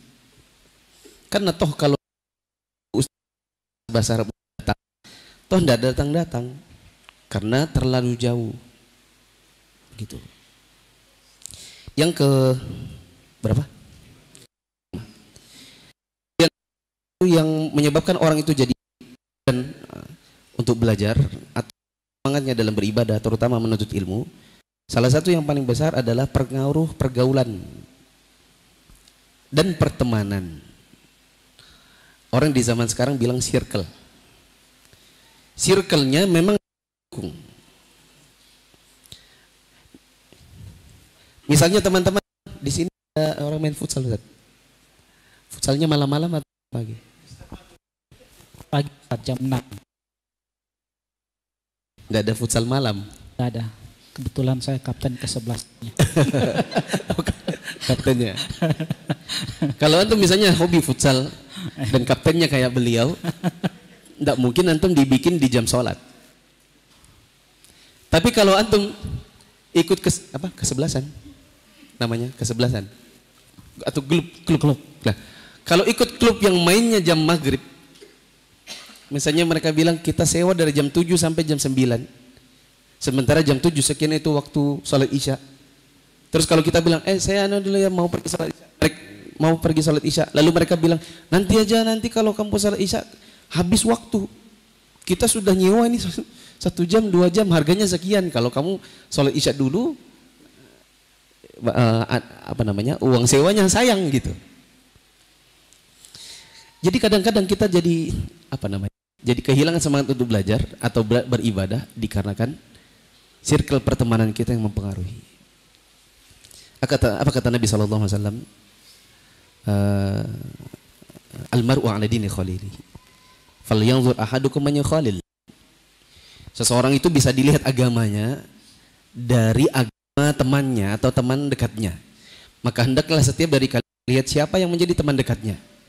Teman-teman circle-nya seperti apa akan mempengaruhi. Dulu sebelum pandemi itu di Balikpapan tidak ada kopi-kopi kecuali Starbucks. Sekarang kopinya macam-macam namanya. Yang bikin kopi-kopi itu ikhwan-ikhwan juga. Mereka buka dari maghrib. Sehingga ada sebagian ikhwan tidak pernah ke maghrib. Karena sudah sibuk sama kopinya. Dan dia harus melayani orang sampai jam 12 malam. Karena ngopi itu kan malam. Sambil ngobrol sampai jam 11 sampai jam 12. Baru tutup. Jadi tidak ada lagi waktunya untuk ikut kajian malam. Sementara di balik kajian itu dominasinya malam. Ya. Teman-teman duduknya sama siapa di kopi itu? Ada yang suka kopi? Ya. Misalnya suka teman ngopi adalah yang tidak ngerti waktu sholat, tidak ngerti waktu kajiannya. Kalau ada orang ingin berhenti merokok, tapi teman-temannya sekeliling masih merokok, sulit baginya untuk berhenti merokok. Ada pepatah Arab mengatakan as-sahib sahib. Seorang teman itu menarik. Sehingga prinsip itu adalah imma antum yang narik pada kebaikan, imma lepas. Adapun tidak bisa memberikan dalam keburukan, tinggalkan pertemanan demikian. Ada sebagian teman kalau kumpul bicaranya itu tidak ada manfaat, maka kita tinggalkan. Kecuali datang ke situ pembicaranya berubah menjadi manfaat, maka bagus kita hadir di situ. Ya. Yang ke-6, tidak tahu apakah ini relate di Gorontalo, di tempat saya relate, yaitu kehilangan sosok. Kehilangan sosok. Sebagian orang ada yang tidak lagi belajar, itu adalah karena kehilangan sosok. Kami dulu di Balikpapan Ustaz, ada Ustadz seniornya, Abdurrahman rahimahullah. Di Balikpapan salah satu yang membuka kajian paling awal itu beliau. Bila beliau masih hidup, mungkin sekarang usianya 48. Mungkin. Beliau mulai dakwah dari tahun 2002. Lanjut 2005, berkembang di 2007. Kajian sudah mulai banyak. Qadarullah di masa pandemi beliau wafat. Tapi bukan karena COVID. Ada sakit. Sebagian ikhwan di zaman sekarang, bilang cara, mereka bilang ini sudah kehilangan semangat Ustadz sejak Ustadz Abdurrahman wafat. Saya itu kayak kehilangan sosok gitu. Kita itu yang kalau ngaji sama beliau bahkan nggak perlu bawa kitab, karena kita mau melihat pun sudah senang.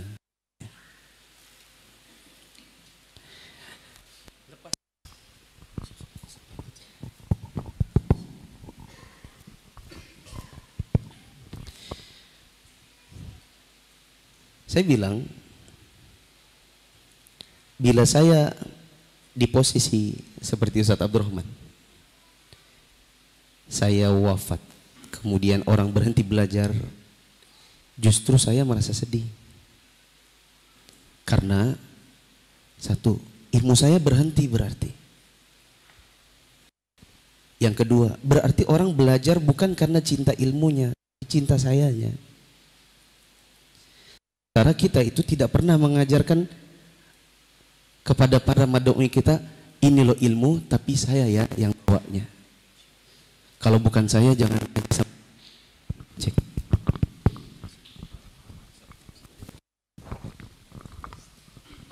Cek. Kita kalau ngisi pengajian teman-teman, tidak pernah juga berorientasi agar orang itu cinta pada kitanya. Saya yakin, saya berkhususan Ustadz Ilham, Ustadz Mahmud, Ustadz Hamdi dan Ustadz-Ustadz yang lain yang mungkin tidak hadir di sini.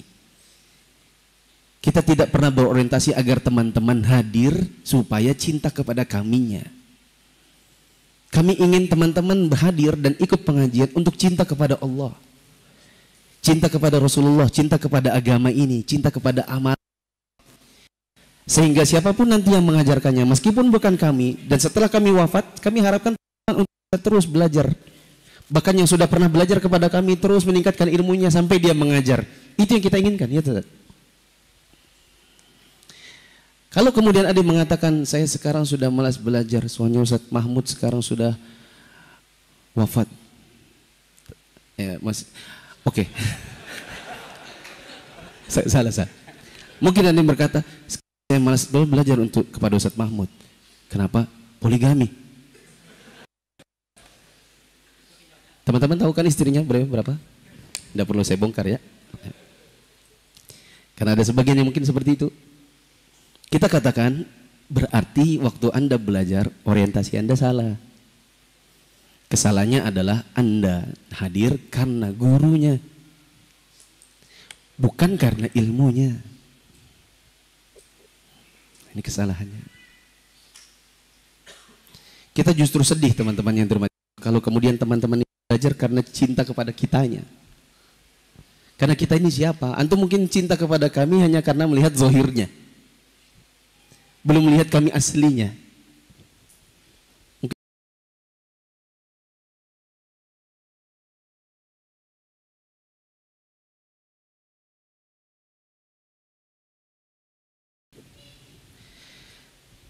Maka ini yang saya dapati kepada sebagian teman-teman, mereka tidak lagi mau belajar karena kehilangan sosok gurunya. Ada lagi, tapi meskipun ini jarang, yaitu tidak lagi belajar karena sosok yang biasa jadi teman pengajiannya. Ada orang datang ke pengajian itu karena teman yang ngajak. Begitu teman yang ngajak ini pindah kota, karena dia senangnya sama teman yang ngajak itu, akhirnya dia tidak pergi pengajian. Karena sudah tidak ada yang ngajak. Yang memotivasi dia sudah hilang. Ya. Berikutnya saya sudah tidak tahu yang keberapa. Yang ketujuh adalah sebab kenapa sebagian orang kehilangan semangat belajar, karena menjadikan ilmu itu hanya sebagai hidangan prasmanan. Karena menjadikan ilmu ini, ilmu agama atau kajian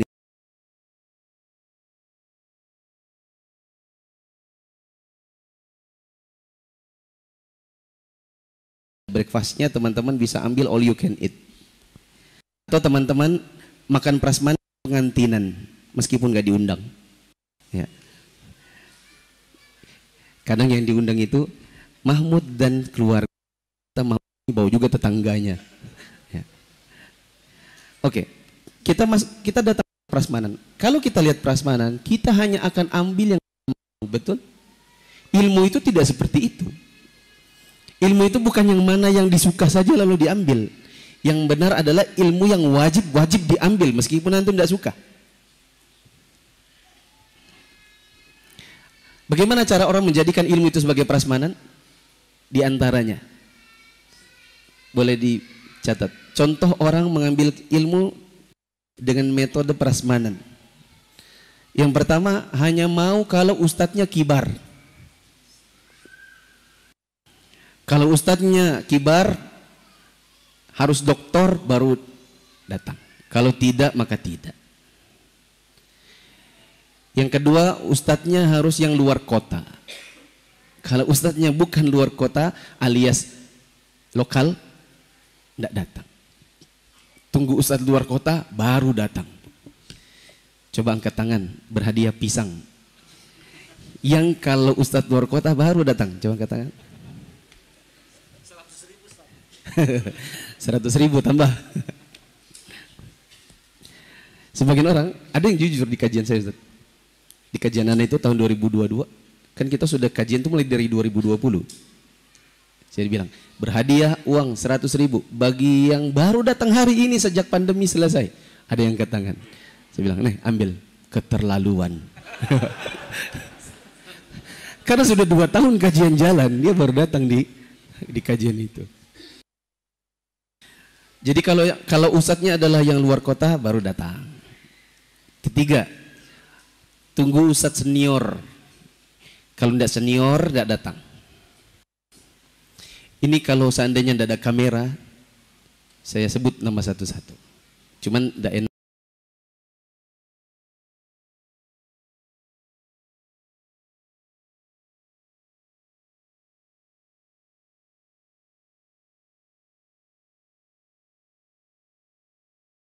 Saya duluan belajar dari kamu nggak level buat saya. Ya. Akhirnya dia hanya ambil sesuai yang seleranya. Nah, berikut ini yang paling banyak. Yang retorikanya cocok.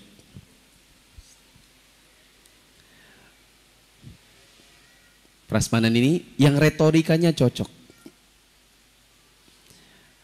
Misal ada orang yang sukanya memang keras, karena mungkin dia sebelum hijrah itu memang dia orangnya keras. Jadi kalau dapatnya yang keras-keras senang. Bukan tercela ya, namanya kecocokan. Ya. Misalnya dia bilang, saya itu kalau sama Ustadz Fulan, itu saya semak. Karena Ustadz itu tegas. Ini syirik. Ini bid'ah. Ya. Itu ahlul bid'ah semua. Itu ahlul syirik, kuburiyun. Wah, gitu kan. Meskipun itu adalah memang bawaan. Tapi ada orang, saya mau tuh kalau ustadznya kayak gitu aja. Padahal ternyata itu datangnya ustadznya 2 tahun sekali, belum tentu juga dia datang. Karena hanya ada di tablik akbar. Adapun ternyata ustadz di dalam kota kalau bicara suaranya pelan, kemudian agak membosankan menurut dia. Misalnya ustadznya mengatakan, qala al-muallifu rahimahullahu ta'ala, qala Sufyan ats-Tsauri, ma 'alajtu syai'an ashadda 'alayya min niyyati li'annaha tataqallabu. Dia apa sih lamanya ngomong gitu aja gitu ya. Karena ndak cocok ditinggalkan kajian. Padahal ternyata inilah kajian yang ada di kotanya. Kajian yang ternyata ilmunya ilmu yang wajib untuk ditimba. Kami dahulu waktu belajar, saya kira mungkin ustadz-ustadz yang ada sekarang, waktu belajar itu tidak pilih-pilih ustadznya harus ustadz yang kayak gini, yang retorika cocok buat kami. Suka tidak suka kita di pondok kan belajar. Bukan cuma di pondok, kita kalau misalnya kuliah kita atau kita lihat di kajian-kajian mulazamah dengan para asatidzah, dengan model seperti apapun kita ambil. Kita bahkan lisan ini lisan ini kayaknya takut kalau lingkan ustadz-ustadz. Kalau di zaman sekarang, ya kayak prasmanan tadi, oh ini enak ini, ndak kayak yang itu, sehingga ustadznya pun jadi prasmanan. Enak ustadz itu, ndak kayak yang ini. Yang itu tuh enak, yang kalau ini justru jelek. Jadi kalau dia duduk, kadang-kadang dia tuh bukan cari ilmu, tapi hanya untuk menilai retorika. Oh bagus ini, bagus ini, mantap juga ini, gitu. Ya, jadi juri. Saya pernah punya video pendek, judulnya "Kamu Bukan Juri Idol". Jadi tahan lisanmu untuk berkata, Ustadz ini menurutku bagus, kalau itu jelek, kalau itu lembek. Tugas antum menuntut ilmu, bukan menjadi juri. Yang boleh jadi juri adalah masyayikh waktu ustadz-ustadz sedang sidang tesis. Boleh. Dan itu pun gak ada yang menilainya dari sisi retorika. Semua dari sisi konten. Kami punya guru-guru, ndak usah disebut namanya. Guru-guru yang mungkin mungkin ya Ustaz ya, kalau dihadirkan pada sebagian ikhwan di zaman sekarang, mungkin bagi mereka itu bikin ngantuk, ndak enak. Tapi dari tangan beliau, dari kajian beliau, lahir banyak ustadz. Banyak ustadz-ustadz yang lahir dari kajiannya. Padahal ustadznya mungkin kalau ngomong itu lambat. Nggak ada ini, kalau bikin grafik itu equalizer itu nggak ada naik turunnya. Datar gitu, kayak jantung sudah mati. Gitu. Tapi kita dulu duduk sama beliau, kita duduk dalam keadaan sabar mendengar. Bahkan lama-lama kita menikmati. Ini kajian yang benar. Ada kitabnya, nyimak dalilnya. Kalau ikon di zaman sekarang tidak, gayanya tidak seperti itu.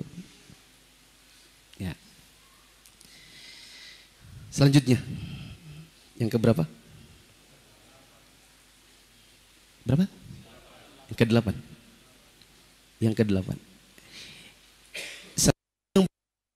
Ya, salah satu yang menjadi sebab kenapa orang itu semakin malas untuk belajar. Saya belum tahu cara menyambungkannya, tapi itu yang saya dapati dari mereka. Yaitu terlalu banyak berdebat. Saya tidak tahu bagaimana itu korelasinya antara yang suka banyak berdebat dengan kehilangan semangat untuk belajar. Tapi tanya, yang dulu hobi debat, malah itu yang kita sudah tidak ketemu lagi di kajian-kajian. Apa yang diperdebatkan? Perdebatan yang mungkin bukan pada ranah dia untuk berdebat. Yang mungkin pada ranahnya dia hanya sekedar boleh pusing sambil, ya udah deh saya ambil yang pendapat yang ini aja. Apalagi pada hal-hal yang sebenarnya itu ijtihadiyah, teman-teman. Hal-hal yang sifatnya ijtihadiyah, lalu kemudian orang rajin memperdebatkan. Biasanya saya dapati sebagian dari mereka yang rajin berdebat seperti ini justru yang contoh. Bukan itu nanti. Besok itu kajiannya enggak ada ya di sini? Bukan yang bayar itu? Besok ya. Apa judulnya itu yang bayar? First class apa? Tiket keluarga sakinah apa gitu ya? Ya. Ya. Dulu ada yang mengatakan gini, dulu enggak ada itu kajian bayar. Kajian itu di masjid. Jadi tidak ada yang bayar. Oh ya, akhi, iya. Ustadz-ustadz gitu tidak ada yang begitu. Ini ustadz-ustadz muda-muda aja yang bikin kayak gitu. Kajiannya bikinnya di geraha, bikinnya di hotel, bikinnya nih, lalu kemudian menimbulkan biaya. Karena harus sewa gedungnya, nanti ada menyiapkan tiket pematerinya, menyiapkan ini, makan, ada makan sehingga bayar. Ini kan masalah ijtihadiyah ya. Ini hanya masih dakwah. Kalau debatkan, tidak akan ada ujungnya. Karena toh ini juga nggak ada dalil khususnya. Agama kita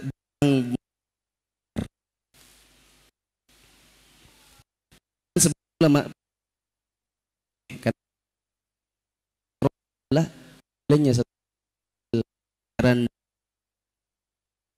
karena kadang-kadang keikhlasannya. Kadang untuk si guru di pondok dibayar. Seperti guru TPA ada mukafaah bulanan. Ada kelas bahasa Arab, gurunya diberi mukafaah bulanan. Ya. Ini kalau diperhatikan tidak ada ujungnya. Saya nggak tahu di Gorontalo seperti apa. Di tempat kami pernah ada perdebatan soal donasi. Karena beredar fatwa asatidzah kita bahwa donasi itu seperti meminta-minta. Oh, dia ketika nonton, oh iya ini betul nih, minta-minta ini memang di grup. Ada yang nggak setuju, balas lagi. Nggak setuju, balas lagi, balas lagi, balas lagi, balas. Tapi kan ini ustadz senior, tapi kan ini, tapi kan ini, tapi kan ini.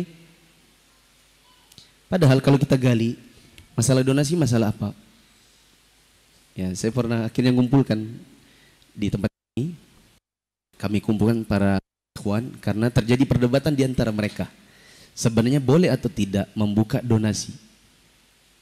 Saya dudukkan, kalau menurut antum donasi bagaimana? Ya sebagaimana yang ada di video ini Ustaz, saya lebih memilih pendapat donasi itu haram. Karena ini bagian dari meminta-minta. Oke, sudah selesai? Iya, donasi itu begini-begini. Oke, sudah selesai. Coba saya yang jawab. Donasi itu kan bahasa Indonesia saja. Coba kita masukkan dalam istilah-istilah syar'i. Donasi, orang ngasih donasi itu apa? Zakat. Apa wakaf? Apa waris? Apakah itu wasiat? Apakah itu infak sedekah atau itu hibah? Nah, menurut antum yang mana? Saya tidak ingin berpanjang-panjang, ini cuma sekedar contoh. Tapi ini salah satu di antara masalah-masalah yang kalau teman-teman berdebat tidak akan ada ujungnya. Yang ada hanya mengeraskan hati lalu kemudian membuat perpecahan dan akhirnya itulah yang membuat teman-teman jadi malas belajar lagi. Dulu ada perdebatan masalah yayasan. Katanya yayasan itu membuat orang menjadi bersikap hizbiyah namanya. Jadi gimana? Jadi nggak usah pakai yayasan. Ada yang berpendapat itu kalau pakai istilah kayak logo-logo itu nanti jadinya itu hizbiyah. Padahal ketika digali sebenarnya itu masalah ijtihadiyah di mana mungkin saja kita berpendapat demikian, tapi sepertinya berpendapat dengan yang lain itu juga yang toleransi. Ya. Wallahu a'lam. Saya nggak bisa kasih lebih lanjut tentang contohnya, tapi yang saya dapati teman-teman yang kalau berdebat itu paling rajin, malah itu yang paling jarang kelihatan di kajian. Ya. Karena sepertinya kurang dari sisi apa ya, tawadhu dalam keilmuan. Yang ke-9, mungkin ini yang terakhir.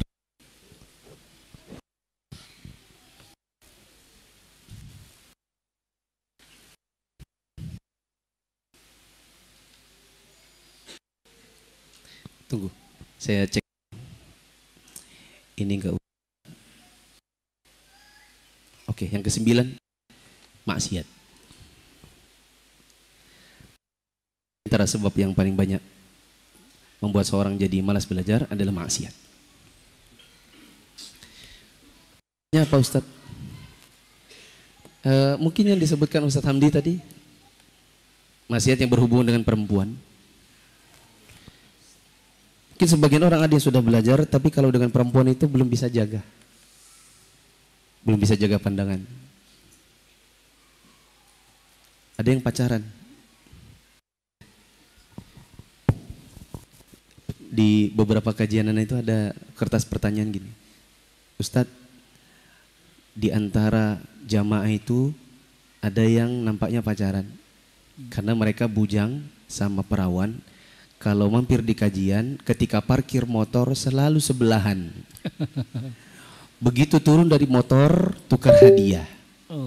Sementara kita tahu itu bukan adiknya, bukan kakaknya atau semacam itu. Mohon nasihatnya karena orangnya hadir di sini.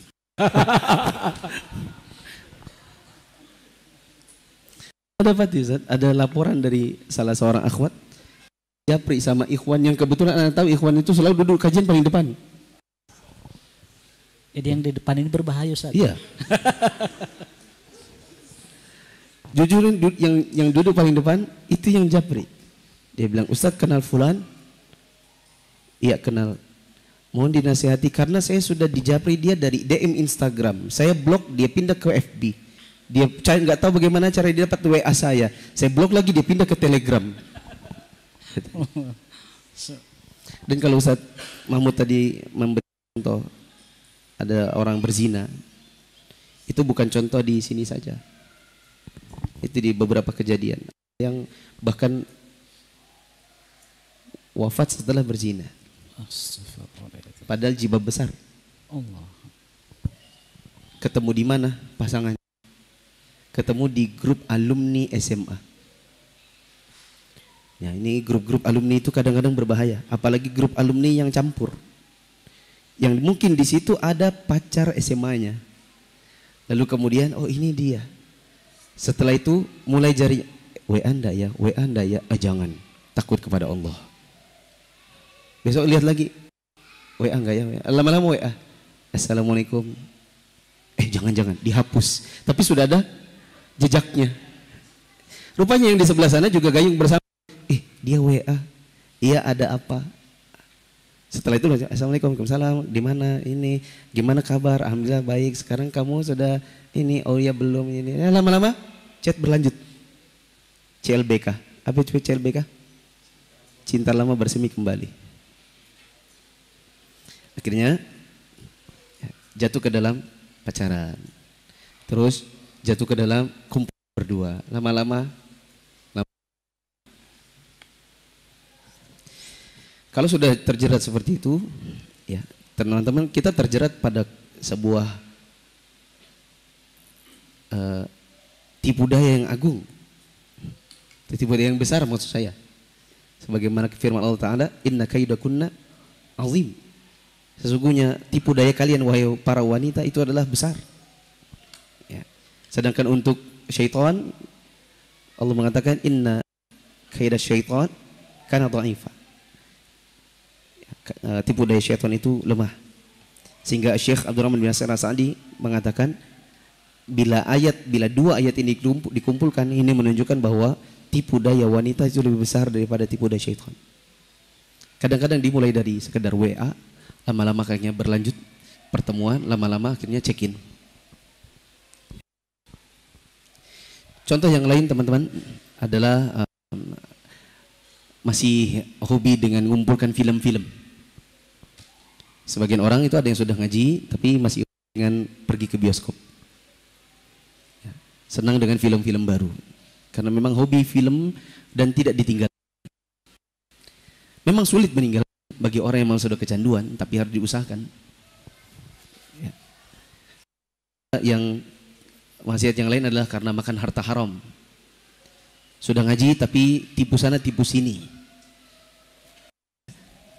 Sudah ngaji jualan ini jualan itu tapi tipu sana tipu sini. Saya dapati Ustaz di grup kemarin ada orang bikin penawaran harga 2 juta dapat koleksi kitab ulama berserta rak-raknya. Dikasih gambarnya. Tafsir Ibnu Katsir berapa jilid, tafsir ini berapa jilid, kitab ini berapa jilid beserta raknya. Nanti dikirim katanya harganya cuma 2 juta. Kalau yang paling banyak kita temui ya penipuan umroh. Ya, kadang-kadang travel yang katanya sunnah itu juga ya tidak menjalankan sebagaimana yang seharusnya. Baik sengaja maupun tidak sengaja. Bahkan saya lihat ada yang sengaja. Tapi labelnya sunnah. Dan makan harta haram itu teman-teman juga penghalang orang untuk beribadah. Kata Allah Subhanahu wa taala, ya ayyuhar rusul kulu minat thayyibat wa'malu salihah. Wahai para rasul, makan yang halal lagi baik dan beramallah yang soleh. Kata para ulama ahli tafsir, ketika Allah mengatakan wahai para rasul, makanlah yang baik, beramal yang soleh, ini menunjukkan bahwa beramal yang soleh itu ada kesinambungan dengan soleh itu berkesinambungan dengan halalnya yang dimakan. Orang yang makan harta haram, maka lama-kelamaan dia akan sulit untuk beribadah. Itulah mungkin yang membuat sebagian orang ketika ikut kelas bahasa kok nggak hafal-hafal. Temannya sudah hafal hum dan sampai seterusnya, dia sudah mencoba berulang kali kok nggak hafal-hafal. Mungkin karena pengaruh kurang berkahnya makanan yang dimakan. kurang berkahnya harta yang didapat, sehingga membuat dia tersendat dalam menuntut ilmu. Wallahu a'lam bishawab. Terakhir yang ke-10 biar genap. Tapi ini mungkin saya tidak akan perpanjang. Yang ke-10 yang saya lihat banyak membuat sebagian orang jadi malas untuk belajar adalah karena perselisihan para guru. Perselisihan para guru. Saya pernah bawakan materi ini, rindu kita yang dulu, di kota Semarang. Dan waktu itu ada poin ke-10 ini. Waktu itu belum ada. Saya sudah bawakan di Balikpapan, di mana-mana. Suatu hari saya ketemu dengan teman yang dulunya pembaca saya di kajian. Dulu dia pembaca saya. Kemudian kita ketemu di Semarang karena dia memang orang Semarang. Dia kembali ke Semarang. Kemudian kita ngobrol, dia bilang, "Ustadz, kalau saya boleh titip Ustadz. Kalau Ustadz saya boleh titip dan disampaikan di berbagai kota yang lain. Yang membuat kadang-kadang kami ini jadi malas belajar adalah terlalu banyak perselisihan di kalangan para ustadz. Bukan antara yang sunnah dengan yang bid'ah, tapi kadang-kadang itu terjadi qadarullah di antara yang sunnah dengan yang sunnah. Apa sebabnya? Wallahu a'lam.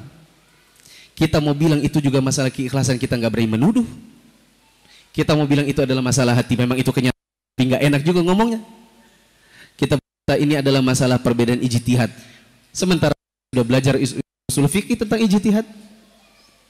Sehingga teman-teman yang dirahmati Allah, bila di kota teman-teman dapati ustadznya berta'awun, maka kita harus bersyukur. Dan kalau seandainya kita dapati guru-guru kita itu ada yang tidak bisa ta'awun, maka kalau bisa teman-teman jadi jembatannya. Jangan jadi kompornya. Sebagian orang ada yang kalau guru-gurunya berselisih, dia jadi kompornya salah satunya. Di kompor ini. Anu. Yang sebelah situ dia juga anu. Nanti antara situ dengan sini kalau ketemu kelahi. Lalu akhirnya orang melihat bila antar asisten ustadz atau pembisik ustadznya berkelahi, berarti ustadznya juga sama berkelahi. Ya. Dan ini menjadi PR juga para asatidzah. Kami di Balikpapan, Ustadz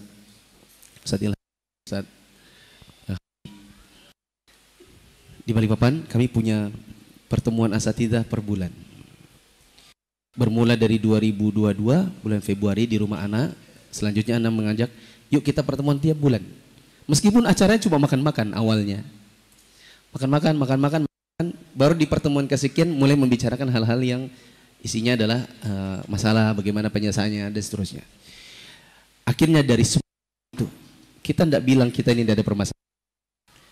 Semua itu akhirnya selesai hanya dengan dua hal. Satu, mengembalikan keikhlasan. Karena kadang-kadang bukan soal perbedaan pendapat dan bukan juga soal pendapatan, tapi soal kadang-kadang yang di sini maunya ngaji yang sini dan meninggalkan yang sana, lalu yang di sana merasa berat, kok sekarang saya nggak ada lagi yang hadir ya.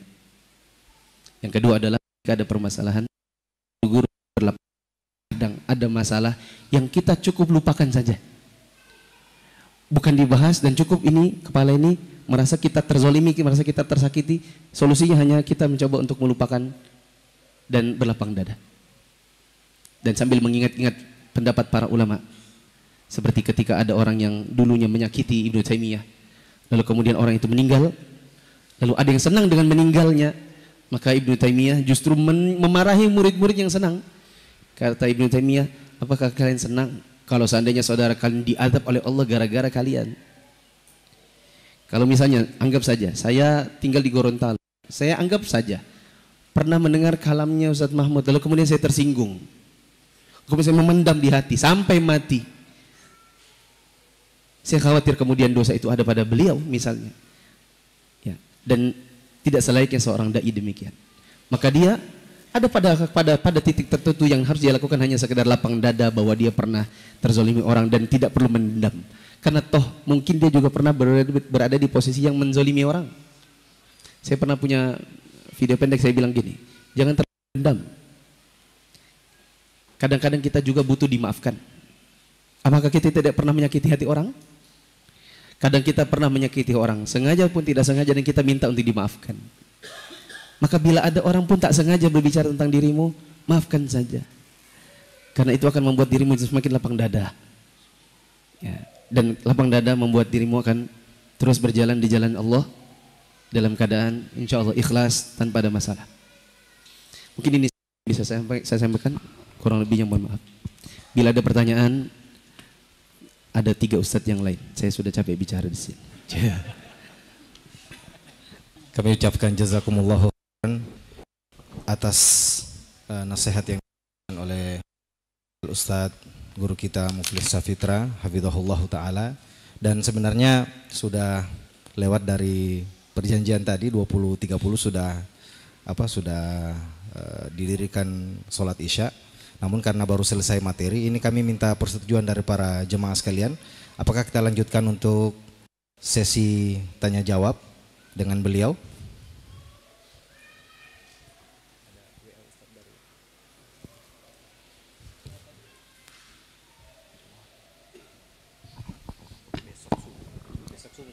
Insya Allah sudah pada paham semua ini. Besok subuh. Baik, sekedar menginformasikan, besok subuh kita masih ada kajian, yaitu membela negara dengan sunnah. Jadi insya Allah kita akan pendekar turun gunung ya, pendekar turun gunung. Ini masya Allah materinya sangat-sangat membuat penasaran kita untuk kembali menyimak dari beliau hafizahullah taala. Tentunya kita akan berikan juga kesempatan beliau untuk beristirahat supaya bisa lebih maksimal lagi untuk menyampaikan materi di subuh hari. Dan jika ada pertanyaan yang masih mengganjal di hati antum malam ini, bisa disiapkan untuk ditanyakan insya Allah besok subuh di tempat yang sama, di tempat kita ini sekarang. Afwan, besok tentang pendekar turun gunung ada beberapa poinnya yang saya ambil dari buku Intisari Hilyatul Thalibul Ilmi. Teman-teman yang punya bukunya, cetakan apapun teman-teman bisa bawa. Ya. Dan yang ingin mendapatkan kitab Hilyatul Thalibul Ilmi, insya Allah bisa hubungi panitia. Iya, panitia menyediakan kitab Hilyatul Thalibul Ilmi yang berkaitan dengan tema pendekar turun gunung. Jadi tema pendekar turun gunung ini belusarikan dari kitab itu, Hilyatul Thalibul Ilmi.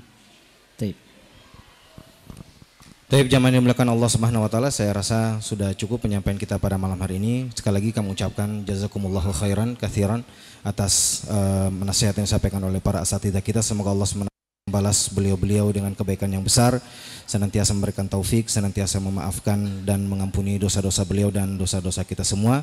Kami pamit undur diri dan kita tutup dengan doa kafaratul majelis. Subhanakallahumma wa bihamdika asyhadu an la ilaha illa anta astaghfiruka wa atubu ilaika. Assalamualaikum warahmatullahi wabarakatuh. قل يا عبادي الذين أسرفوا على أنفسهم لا تقنطوا من رحمة الله